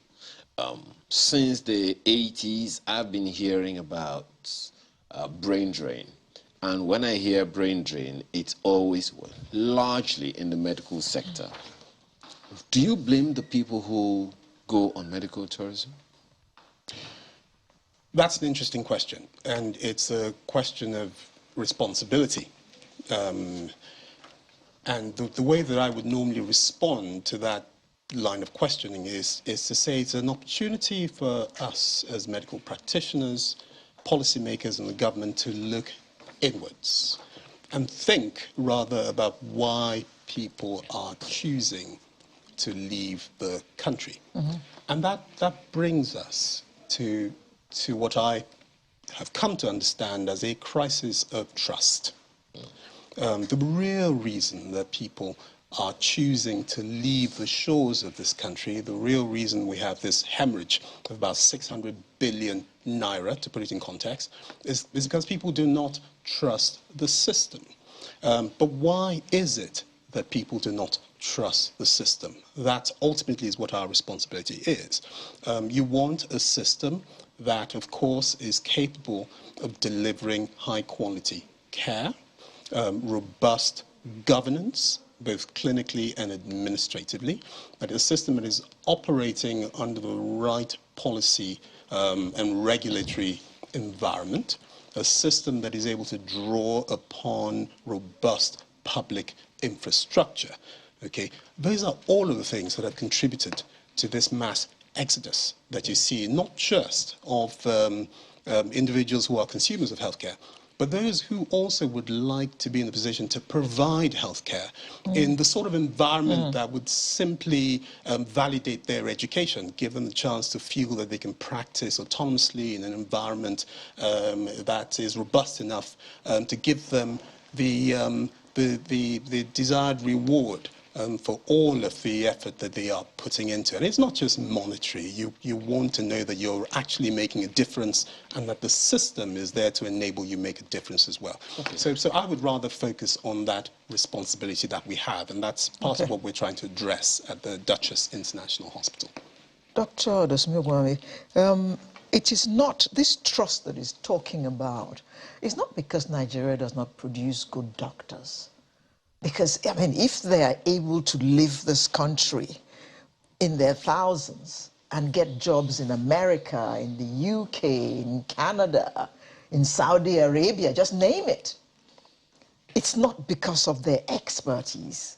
Nigeria produces good quality doctors. So why is it that they do not stay? So it goes exactly to what Dr. Shidebe has been saying, that yes, we have the required materials, we have the required tools. In this case, we're talking about human capital. We're talking about doctors and nurses and other allied healthcare professionals, by the way.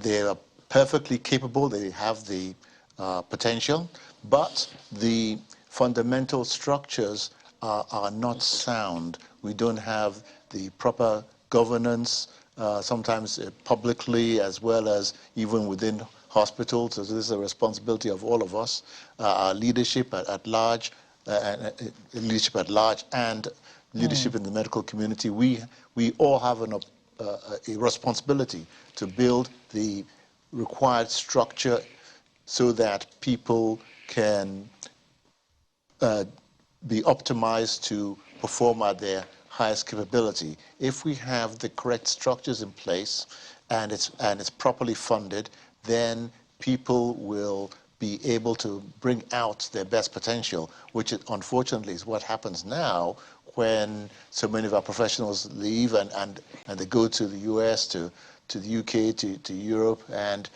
there they flourish because the structures are in place that enable them to flourish. We need to build those structures here, and it needs to be funded.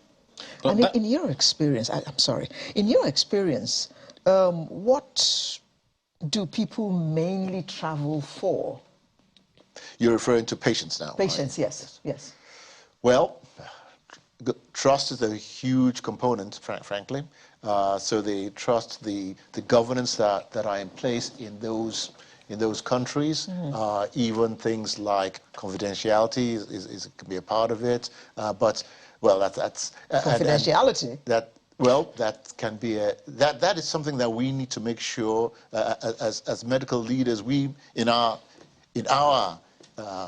organization, Duchess Hospital and the Reddington Group, we stress that so that people can have confidence that that their information is properly handled. So we take that very, very seriously. So that's part of the trust that we are looking to build and instill so that people can understand that they can trust us with their lives and with their information. So that's all a part of it. Okay.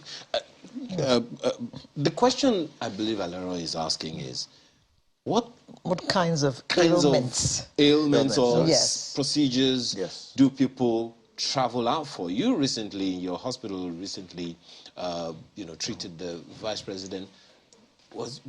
Some would probably say maybe it was just a cut in the hand, so you just give him a plaster or something that can be handled in Nigeria. No, the paper said he had knee surgery.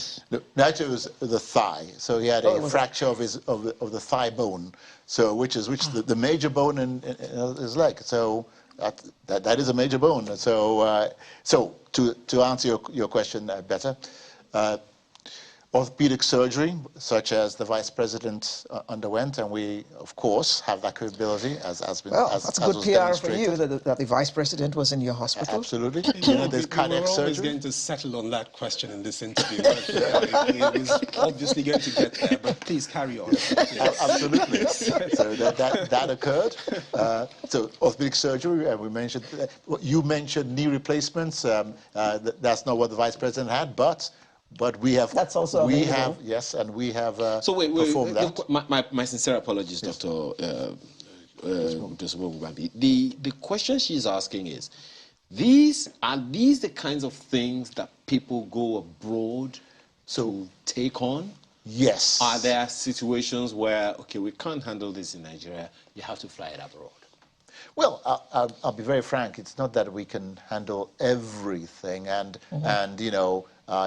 I was in the U.S. for a number of years, and especially medium-sized cities may not be able to handle everything, and you still have to refer even there, albeit still within the same country. But however, there are many things that we are able to do, which Nigerians are still traveling abroad for and don't need to. Knee replacement is an example, and there are a number of even cardiac operations which are now being done here in Nigeria. Places like Lagos and Abuja especially, and even I believe in, out east too. There are some places where we are able to perform, open heart surgery, and so we are building capacity here. It is a work in progress, but it is occurring. Now, talking about capacity, yes. Well, you're going to go there. But we have gone there ahead of you. Yes. So let's. No, I wasn't going to go there. Oh, okay. We're always going to be pushed there. No. Okay. I mean, it's a natural question. I wouldn't be a journalist if I didn't ask you that question, would I? Yes, absolutely. Okay, so I totally sympathize. Thank you very much for your sympathy. Now, the reason I asked that question is, we can't talk about medical tourism without affordability. Absolutely. God, 1.2 to 1.6 billion dollars. You don't pick it on the streets. No. So you have to have the means. You broke it down the other time, $20,000. Absolutely. I'm trying to do a math in my head now. I can't because I failed maths in secondary school. But you're in good company. Oh, thank you. So no, you couldn't have, and you did medicine. No, not me. But, but you're still in good company. Okay. So $20,000 to go out of the country for something that could be done in country would be cheaper, far less risk, and all of those things. So I'm just wondering, what would you be saying to those who can afford to travel but have probably not even scarred the nation? Well, I know you're here because of your company, but everyone may not. I mean, you will be overwhelmed if everyone who needed your services came to you. But some haven't even scarred the nation enough to check whether or not these things are possible in country. Absolutely. Okay, so I would respond to that question by picking up on the response to your last question. We know, of course, that about 60% of the medical tourism is in search of chronic disease, so diabetes care, cancer, dialysis, major things like that. But people are also in search of more minor things, lumps and bumps. okay, things that ought even to be taken care of in primary care and perhaps even in secondary care. So that's what makes up that. My apologies. Yes. So for primary care that the local government could take care of, people traveling They're abroad? getting on a plane? Well, I mean, people are leaving to do all sorts of things abroad, but I think the real issue is in responding to the heart of your question, coming back again to the question of trust. They haven't even scoured the nation, yes, because there is a public perception that there just isn't the service there to be had, and that is the truth. So people are leaving to have things done abroad that can be taken care of in this country. And at this point, I must put my hand up and say, well, we have lots of really good hospitals up and down the country. Plenty of very good facilities, plenty of very good doctors, not just the Duchess Hospital. In any case, you know, this country will need at least 20, if not 50 Duchess Hospitals. So it really has to be about collaboration. One hospital cannot take care of it. So it really is about raising the game, making sure that the system is properly funded. For example, the sort of funding help that we received from the Central Bank and the Bank of Industry has enabled us not just to be in the position to offer these services, but also, to speak to your last point, to offer them at an affordable price. Okay, so at the Duchess Hospital, we speak in terms of access to affordable world-class healthcare. So it's a huge, sprawling, imposing-looking building.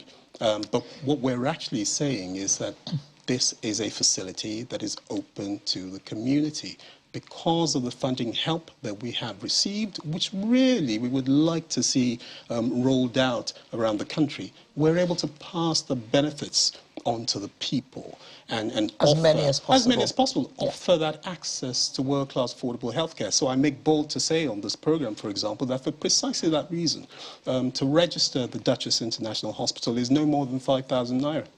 To see a doctor is no more than 5,000 naira. What about consultation? Consultation, yeah, absolutely. I just said it, no more than 5,000 naira. Okay, to see a family physician. We know, of course, I'm a family physician myself. This is not propaganda, is it? No, it certainly isn't propaganda. It is absolutely substantiated by fact. We know, of course, that about 80% of problems in a well-structured healthcare system ought to be taken care of in primary care. So you can see the benefits of having a system like this that's well-funded, not just at the Duchess. If we're able to extrapolate this and roll it out across the country, you begin to have the start of a well-structured healthcare system, not just in Lagos or in Ikeja, which is where we are, but in Abuja, other places around the country. We can begin to raise the profile of healthcare in this country, and perhaps at that point, people become encouraged and they know that these services are available all over the country, and they might then be more inclined to remain in this country. And we stop hemorrhaging that 600 billion naira each year. Now, Doctor, I think that the Vice President having his procedure done in Nigeria was a masterstroke.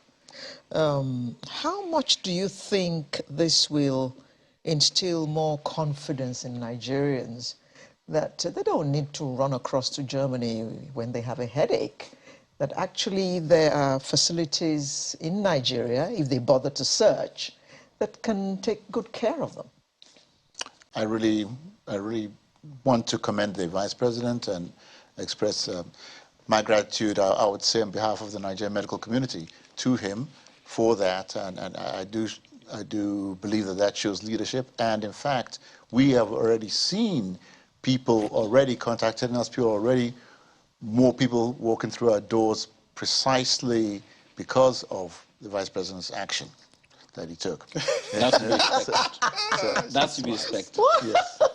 So, you know, I have to say, you don't just lead by speaking, but by example. And he demonstrated it. He demonstrated his confidence in us, and indeed, it has resulted in by their fruits. You shall know them, and this is the fruits of that. So Should you get overwhelmed? I asked Dr. Shitabe the other time. Well, I was going to respond to something that he said the other time. You are the CEO.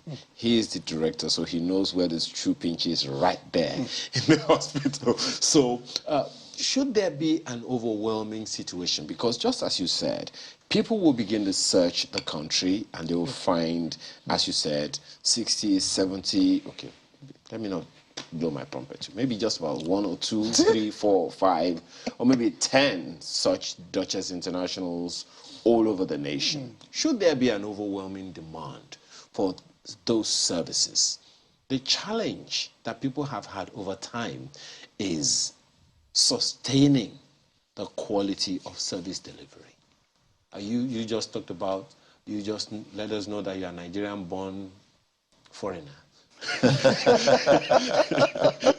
Okay, so, I don't know if anyone would want to travel from wherever in the world to give birth in Nigeria again. So it's a challenge of service delivery, sustaining the quality.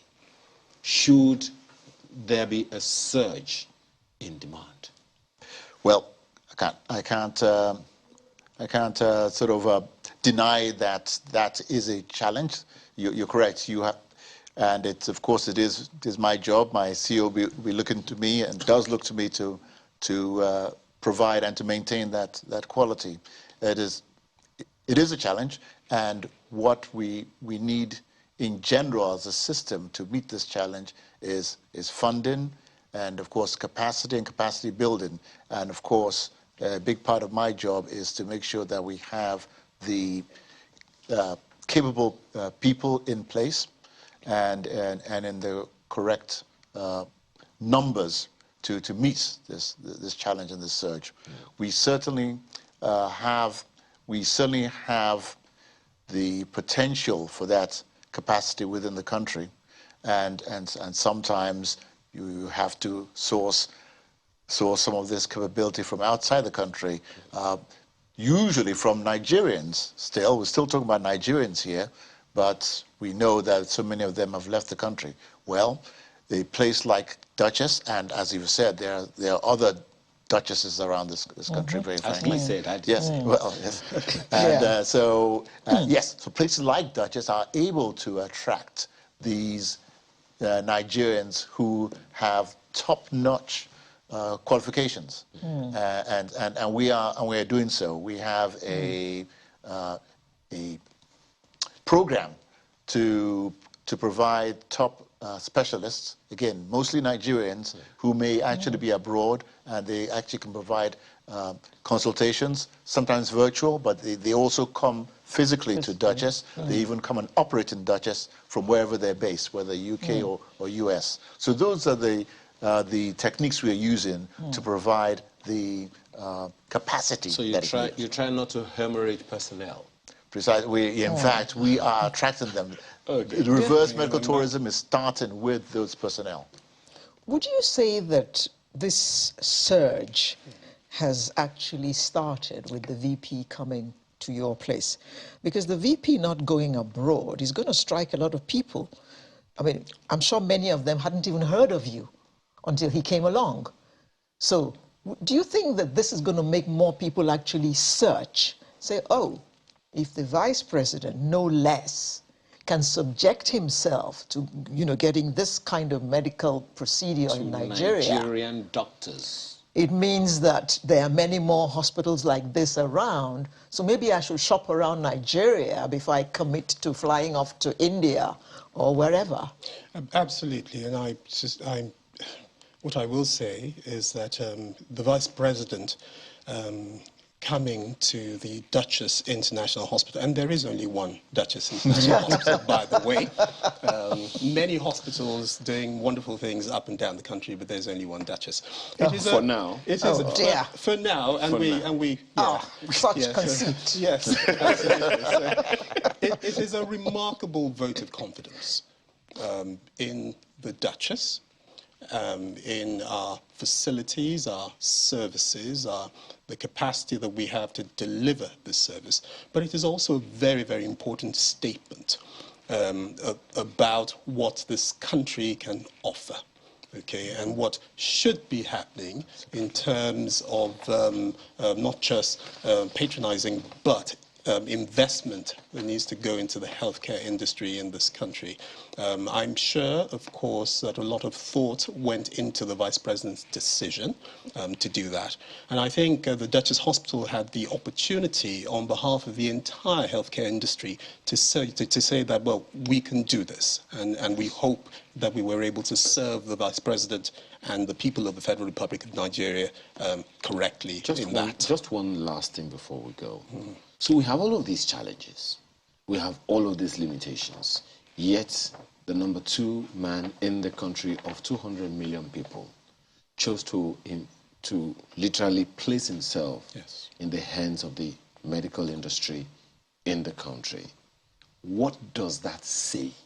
That we have these challenges, but I'm still here. Absolutely. It shows very strong leadership. It says, in one stroke, I believe in you, I believe in the Duchess, and I believe in this country. Okay, and I would say long may that continue. Amen to that. And that is where we shall leave it for today, in the hope that the next we will hear is that the President himself, instead of jetting out to London every time he has a headache, will actually find one such hospital in Nigeria where he will present himself to be treated. Thank you very much, Dr. Adetokunbo Shitabe, who is Chief Executive Officer, as well as Dr. Adedoyin Dosumo Ogumbi, who is Medical Director, both of the Duchess International Hospital. Thank you for having us. Thank you very much. The hospital which has now become very famous for having treated the Vice President of Nigeria. Yeah. Thank you very much for coming, gentlemen. Thank you very much. And good luck to you. Thank you. Thank you to you both. Thank you. Sunrise will see you in just a moment. Do stay with us.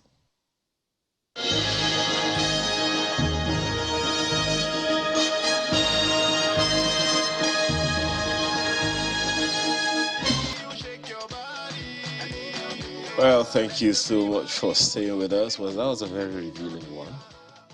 Now we have so many hospitals that can... So you don't have to go abroad to treat yourself. I wasn't going to go abroad, Tele, so it's fine. Going to go to where? I was going to go local. But you know, interesting thing is, well, that was for treatment. But what we want to talk about now is to prevent. Prevent the need for the treatment. Right on. So, they say health it's infinitely cheaper. Well, we'll find out. Because, I mean, some will tell you you need to change your diet and you live more, go more. What's that thing that the nutritionist said? Organic? Farm to table. Farm to table. The distance within the farm, from farm to table is very long. It may be long, yeah. And higher. Because, I mean, what's the price of one apple now? Not really, not really. It doesn't have to be apple. Well, I'm just saying. They say eat the one that is in season. Oh. Apple is imported. Don't forget that... oranges, mangoes, guava. What the accountant told us. Yes. That there are technologies that can put all fruits in season 24/7. Yeah, but Nigeria hasn't done it. Okay. You said they didn't listen. Let's come back to the conversation. Thank you. We have with us this morning Yonda Gbeniga, who is a lifestyle and wellness consultant. She's also CEO of Media Ideas Lifestyle and Wellness. Thanks for joining us today. Thank you so much. First of all, define preventive health and healing. Okay, so preventive health, the best perspective to look at it is you're trying to stop something that you know is going to happen from happening. So you see that, let me give a very medical explanation. You know that, oh, my dad is diabetic, my mom is diabetic, and my great-grandfather is diabetic, or all the family line are diabetic. So you're the next generation, and you're thinking... Most likely. This is autopilot, or this is a default run. So, but there are things you can do to ensure that you don't become diabetic. And that's where the lifestyle change and modifications and preventive health comes in. And so there's nothing like congenital... There are congenital diseases, but... No, I'm talking about diabetes now. Oh, yeah, there are. Oh, okay. All right. Okay, so I'll give an example of myself. Okay, so the family line, it's been a diabetic line. But as I sit here, my last reading was 85 blood sugar. So not even in a pre-diabetic zone, not diabetic or pre-diabetic. So there are modifications, actions, and changes that you can ensure you put into place so that you don't become diabetic. And that's the summary or the explanation of preventive health. Are there exceptions to that? The exception will be breaking the rule. Like it's usually said that in epigenetics, I'm sorry, because of my background is biochemistry, so usually the examples that come to my head are more of chemical and genetic or quantum physics-based examples. So in epigenetics, there's a rule that says that it's a coined rule anyway, that says your genes are a loaded gun and then your lifestyles trigger it, pull the trigger. So what it's saying is that you can have dormant genes, or you can have recessive genes, but you can introduce triggers that would make those genes start to have expression. So that would be like triggering genetic expression in you. Okay, are there things, okay, maybe you want to first of all give us some examples. There are those who are going to come after you for saying that, you know, genes are loaded guns. Yeah. Anyway, you know they're going to come after you. Oh, yeah. Okay, and you're waiting for with your own bulletproof. Okay, but what are there things that you have seen in your practice that make people vulnerable to these, to not going or breaking, that make people vulnerable or susceptible to breaking the rules, if I can use that term? Okay, so number one, if you know that you are genetically predisposed to a condition, maybe high blood pressure or diabetes, I mean, let me just stay with that, or maybe sickle cell anemia, something. And you know that as a diabetic, you have no business with sugars.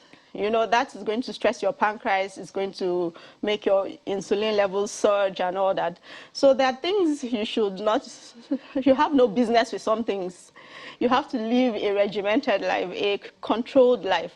But one other thing I had seen in practice is that a lot of people do not know sub-health conditions, predispositions which they have. It might not be a dominant recessive, a dominant predisposition. That's where our scanning comes in, because we run biosensor AI tests. AI is artificial intelligence. And so we're able to look at your genetic mapping, and then we're able to say, oh, we can do a 1 to 5 year predisposition of possible complications. So we see these things are brewing, and you're fine, you're driving, you're going to parties, you're having a field day, but you're brewing that.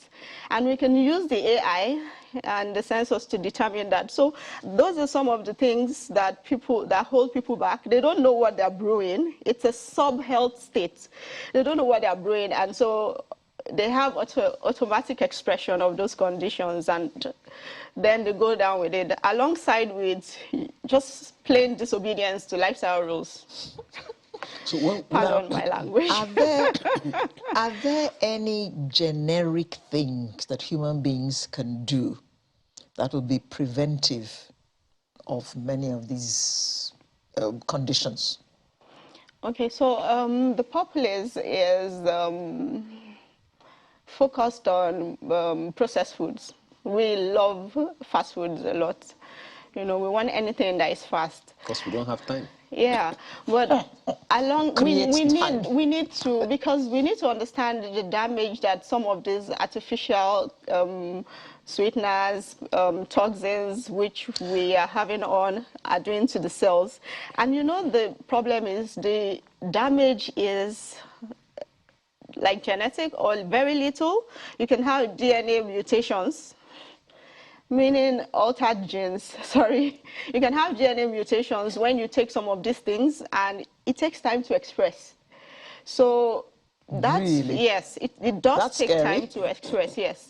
So maybe genetic Mutations, yes. You could have genetic mutations, maybe from exposure to very high radiation, okay? And you never know that anything is going on. In your You body. just notice over time. It could, like, exposures to radiations could trigger tumors and all sorts. Cancers. So, yes, the basic thing is going green, like they always say, yeah.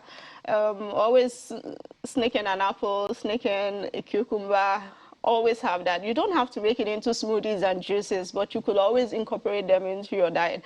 As much as possible, ensure that you are the one who cooks your food, cooked food.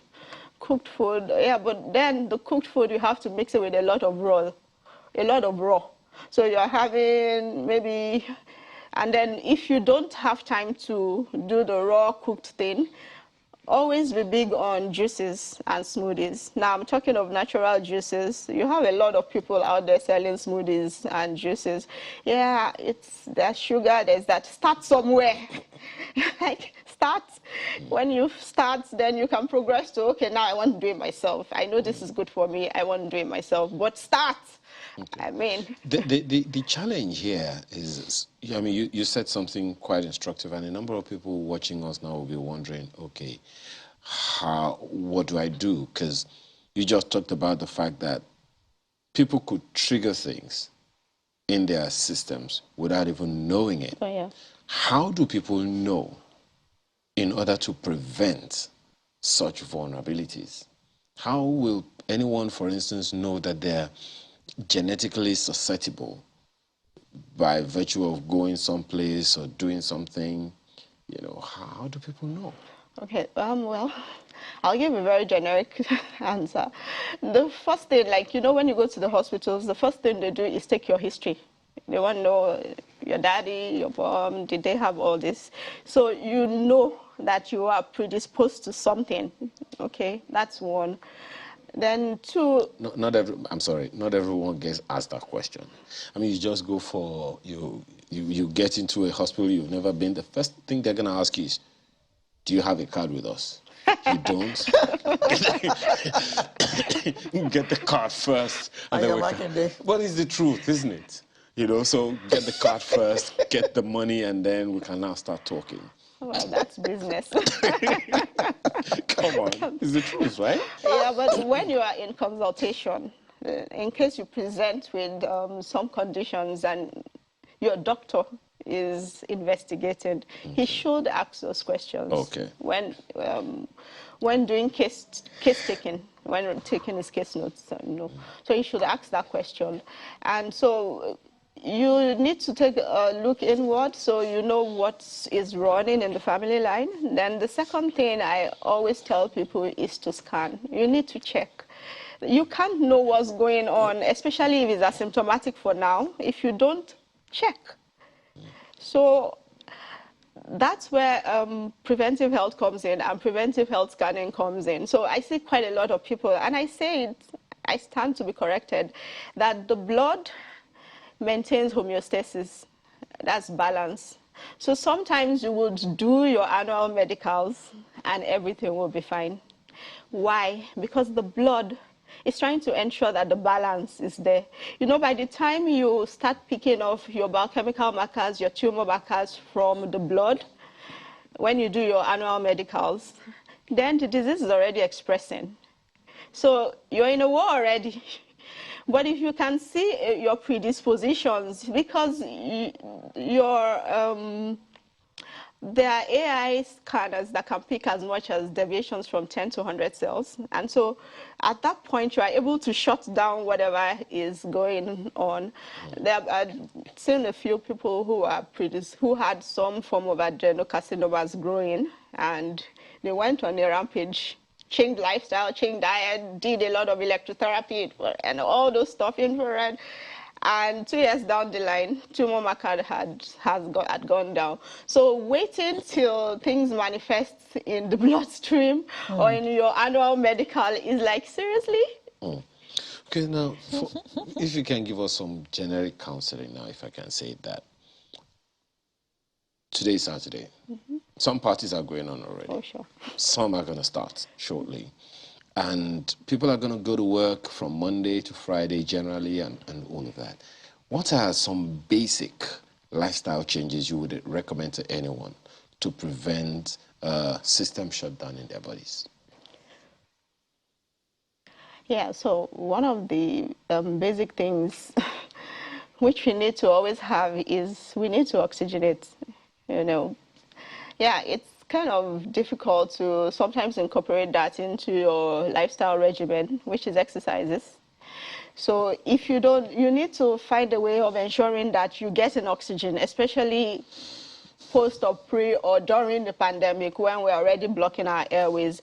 So oxygenation is really important. Deep breathing, exercising in the mornings. If you can't do exercises, one of the things we do is called passive aerobics at the center. You can lie and we can swing you for every 5 minutes. You are on the passive aerobic exercise that you're doing 30 minutes. So we swing you for 15 minutes. That's 90 minutes of brisk walking. So exercising is very important. Passive aerobics, ensuring active aerobics is very important. Number 2 is regimen. You need to watch what you consume. Having a lot of processed foods, you should watch that.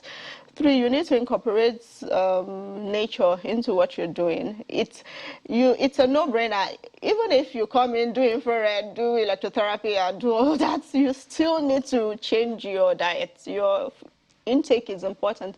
So you need to get the essential nutrients. And so I had a lot of people say, oh, I don't need to supplement. Like, that's very good. Why do you need to get supplements? You do need to supplement because your food is not giving you enough nutrients. Number 1, you've cooked half of the nutrients away. So you need to supplement, but people don't know how to do that. That's why you need the services of a nutritionist or someone that does targeted supplemental therapies. So we know that, okay, there's a heart condition or there's a gastritis or something, and we know, okay, you need so and so and so supplement. Now, not some brands. Things like magnesium, CoQ10, you know, all that, which you won't get in the regular hospital. What does CoQ10 do in the body? Okay, CoQ10, that's coenzyme Q10, supports heart muscles. So when there is a myocarditis, myo is muscle, carditis is heart. So heart is cardio, then itis is inflammation. So you need to support that heart by introducing the coenzyme Q10, which helps the heart muscle in regeneration and in build-up and in function. Are there any we're running out of time. You need to be focused if you're doing that. Focused on, it's not, I took 2 caps and it's gone. Supplements go into the body and try to heal. So they don't shut down pain pathways, which drugs will do. A drug will shut down a pain pathway so that you don't feel the pain. Supplements go in and heal. So you have to be consistent with supplements. But they have to be, what's the word now, recommended? Yeah, so you have should to see actually. Your doctor for... No, doctors don't do supplements. Oh. It's the nutritionist and the lifestyle guys that do supplements. Okay. So we've run completely out of time. I wish we could have more time with you. But for now, we have to thank you very much for telling us that we can prevent rather than wait to cure. I wish we had more time, right? Yonda Beniga, lifestyle and wellness consultant. Thank you so much for your time this morning. Thank you very much. It was Truly a pleasure. Appreciate it. MD. Doctor. Oh, okay. Yes. So next is what were we doing now? The home stretch. The home stretch, and I understand. It's come pretty soon today, hasn't it? Yes. Pretty early. It comes so like that when you're having fun. Yes, yes. But we'll be back right after now, and it's the home stretch afterwards.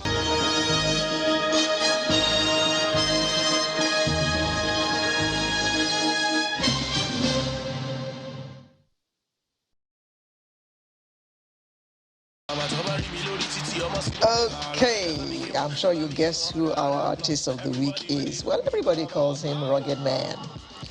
But he's a Nigerian. Do you know his real name? Do you know his real name? He must have Aru. Aru? What is Aru doing there? Where did the rugged come from? If he's not, if he doesn't have Aru in his name. His name is Michael Ugochukwu Stevens. There is no arrow. There is silent because it's not there. Please, where did Ruggedman come from? Good morning. You think you're rugged? Me? Well, I don't think I know. But the thing about it, it's not about the look. It's about the mentality. It's about the, you know. And then, okay, funny thing, how the name Ruggedman came about. It was when I was in secondary school. Back then, rap was a hobby at first. So at first it was sole MC. Because there were so many MCs back then, MC Ren, MC Yellow, MC this, MC that. But when it was getting a bit serious, I just thought to myself, okay, you need to try and be a bit original. You need something that's yours. So I think thinking about how, for you to survive in Nigeria, you have to be tough, you have to be rugged. That's where the rugged came about. Then the man part of it came from comics. I love comic books. So Spider-Man, Iron Man, Superman, Batman, then Ruggedman. Dun, dun, dun. I just never got around to creating a comic. You are a rapper, not a comedian. So what is all this? I'm not going to watch. Yeah. For those that don't know, that You are means a not comedian as one well? road lead to market. I do everything. Even when I was coming up as a musician, I compare events, I host reality shows. I do everything. Now I have a radio show. I had a TV show that I had to pause because I was doing everything by myself. See the look on her face. Why do you think I've been around this long? Yeah, you have to keep reinventing yourself, right? Yes. And he's now an actor. Yes. I saw him in... I love the look on her face. You act as well? Yes. Yeah. I saw him in a... I'm in Jim Ike's Bad Comments. And I'm in Tony Abraham's Ghost and the Tattoo that just got on Netflix. And then there's also a new series Jim Ike has been shooting. I actually played lead on that one. Excuse me? So the price is going up. The price is going up. So, Obviously. yes, thank you. So, those of you who've been wondering, so where has he been all this while? What's he been doing? He just told you. I've been working. I've been acting, and I've been doing my humanitarian work. I still do that. I've been doing that for the past 8 years. So and that's actually why I started a radio show. Because like I keep saying on the show, a lot of Nigerians have issues, but they don't know where to go to or how to go about it or who to meet. So I've been doing a lot of that online, and I decided to start a radio show where people actually call in, we discuss their issues and whatever type of assistance they need, be it proper police, be it medical, be it human rights organizations, be it lawyers. I connect them to people and police who will do the job and not say, give us 2 naira for fuel or then who gone. That song comes to mind. What's up? I will never follow you To that station. That's one of the reasons I did that song. Is police? But the title was a question. Is police your friend? I have some who are my friends. Ask her. No, but for real, they're not all bad. Trust me. Just like not all Nigerians are bad. We have great Nigerians. There are more good Nigerians than there are bad. But then, like they say, it's the bad news travels fast. Very fast. So sometimes when I hear people talk about trying to clamp down on social media, or social media was always spreading bad things, I always tend to remind them that social media spreads what you feed it. So the same social media that spreads the bad thing you've just done will spread the good thing you've done. So stop trying to clamp down on social media and do good and see how social media will spread it. That song leads me to this question. We will be talking more industry with you, naturally. Okay. Your song would be in the class of what I think you guys call conscious music. Yes. A song that's talking about something. That helped. I mean, earlier we were talking about some social consciousness songs. Me, I like my country. Reminds me of Wale Tunji Oyelano and the Benders featuring Wale Soyinka. I love my country, I no go lie. All those songs. So it would seem like those things, as important as they are to us, they're few and far between now. Yeah. And well, I understand that the musicians are in the business to make money, but then you need to have a nation to make the money in. Yeah, or you just go abroad, like a lot of other people are doing. Okay. If the nation, see, every Nigerian wants this nation to be great. Yeah. You know, but unfortunately, it just seems to be like the people who are in the position to make policies that will make the nation great are not doing it. Yes. However, the music industry back in time, 30, 20, 25, 40 years ago, decided that we're not just going to watch things go on this way. They used music, the power of music, repetitive refrains to compel governments to look in a particular direction over and over and over again until some changes happen. That's the question I'm asking. I believe it wasn't the industry that decided that. It was the individuals. Individuals, It was the entertainers okay. themselves. Because we have some who have never even done any conscious And music. some were commissioned. Yeah, and some were commissioned. Thank you. So I applaud the ones who actually did it by themselves own. without being paid Yeah. for it. I applaud them more. You know, and then, but then the question I'll ask, were there really any changes? Because the same things Fela and them Oga Wale Soyinka sang about is still what's happening right now. It's even gotten worse. You know, yeah, some will say, yeah, it's gotten worse because now we have social media. Everything that happens is spread. Amplified. But then the most constant thing in life is change. So this is the time of social media, smartphones. So whatever you do will be put out there. So it now boils down to the individual. What will you do? Will you do good or will you do bad? You decided to do something. Oh, yeah.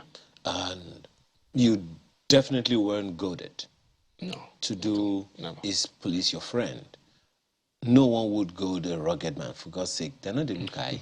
Now, so in that regard, would it be fair to advise musicians with the voice, such as yourself, the Two Faces of this world? Two Faces also did that Power of Niger song, and a number of Vote Not Fight and things. and all of those things.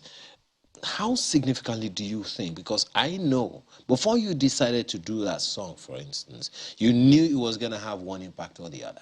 Yes. What would you be saying to anyone who you think you guys need to look in this direction?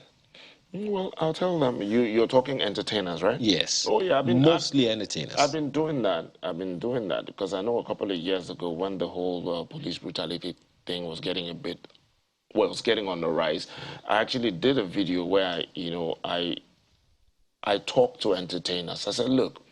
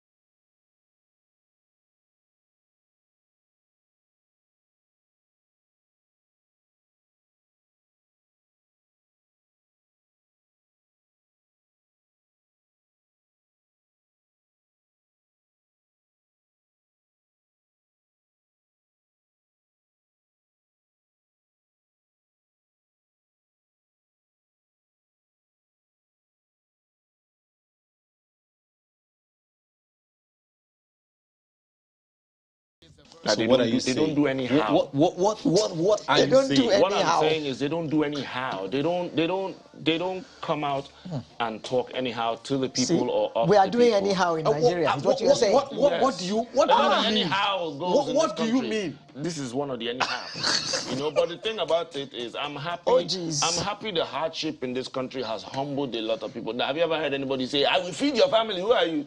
Do you know who I I am? will pack my children and follow you. If you're letting me that you feed my family, who are you follow you, boss? Let's go. That's another skit I want to do. Okay, let's stay with the industry for a bit. We've had structure in this industry before, Kind of. so we never really had. We never really had. Because Go on. Because I was going to say there was a time we had the likes of Premier Records, Sony Records, and co. Yes. But what they now realized was they were pumping in so much money, but weren't able to track or make back the money because we didn't have that structure. When I say structure, the way they have the iTunes, they have the Spotify, you could put your music somewhere, you could check like now, you can check the streams. It wasn't available then in Nigeria. Yeah. And they were just spending money, and then at a point, everybody left. Okay, so if we're to structure the industry, you've been around, and I know you study the system. You've also mentored quite a few, entertainers as well. So if you're gonna help them to put the business before the show while it remains show business, what are the structures that you think are absent or are missing to help us? You said the other time, and of course everyone has an idea how big entertainment is in a structured world, to use your word again. So if we're going to structure the entertainment industry made up of music, movies, comedy, the rest of them, what kind of structure would you be considering are necessary to help us put it right so that we can make money Harvest. out of it? Harvest, thank you. Yeah, the government still has to come into it because they need to support bodies like MCSN, who are like the collective copyright associations, and then there's PMAN, the Performing Musicians Employers Association of Nigeria, which I'm a member of. Now I'm a member. Before I wasn't, because I didn't see what they were doing before. But until What about COSON? COSON is a collective body. It's a baby from PMAN, but he went rogue. He started collecting money and really wasn't giving it out. That's why there was a whole lot of issues on, the license being revoked and everything. Oh, the license has been revoked? It was revoked, yeah. I don't know if they've gotten it back or not, but then part of the structure, there's no transparency. They collect money is being collected, but we don't know how it's being shared. You might just get a check of 20,000 in December. And you're wondering, but you can't see the backlog. You can't see how your music was streamed or downloaded. There's no back office. So these are part of the structures. But that's what PMAN has been working on for a while. We started biometric ID card, biometric ID card scheme. Okay, I actually joined PMAN because the now president of PMAN, Pretty Okafor. If you remember Junior and Pretty? Junior and Pretty, yeah. Junior is late, God rest his soul. The now president of PMAN, Pretty Okafor, called me and once he said PMAN, then he said he wanted to meet with me, he wanted to talk to me. Out of respect for him, I went. He blew my mind with his idea of, okay, now imagine a situation where you want to release music. The way you release, when you want to put out a song, you go on iTunes, you pay a certain amount of money and they put it in the system for you. Then the downloads, of course, you share Now he wants to do that with Nigeria. Imagine a situation where you want to release one song. You go to PMAN, you register that song. Instead of going to iTunes, you register with the PMAN. They code it for you. They encode the song, meaning basically wherever it's, and then you can get an access to the backlog, where you can to the dashboard, where you see where it's been streamed, how it's been streamed, how many downloads, and everything. Now the part that you can track the income that's supposed to come from it. Now the part that tripped me the most was now he's bringing a bank into the picture. So basically, you register in the bank, you get your ATM card. You get your ATM card. Now your ATM card is also your P-Man ID card. Now that code that they put into your song is linked to that account. So every time it is streamed, the money goes straight to the account. you. So now, if you're a record label, you're an Interesting. artist, I'm the music producer, he's the composer, we all come together, we have what is called a spreadsheet, and everybody states what their part was in the production, and then there's a percentage for everybody, and we all register for PMAN, we all have our cards, and we all have our links. So that way, once yours is 20%, 40%, 50%, Directly. 70, and the government and VAT government. So once it's downloaded or streamed, once you get your percentage, you get your percent. Nothing like the middleman that's been plaguing the Nigerian music industry. We've had so many telcos come in and say, yes, they want to do, they have this downloading stream, and which was a major, or is still a major problem, because as I speak to you, telcos sell Nigerian music and they take 70% and the owner of the music takes 30%. We've been fighting this for a while. And because some powerful people are part of the owners of those telcos, they frustrate our efforts most of the time. So these are part of the structures. We're still going to Abuja on Monday or Tuesday to still, talk more about this, to just sort out this telcos issue. Okay. Yeah, better later, at least we're alive. So Okay. yeah.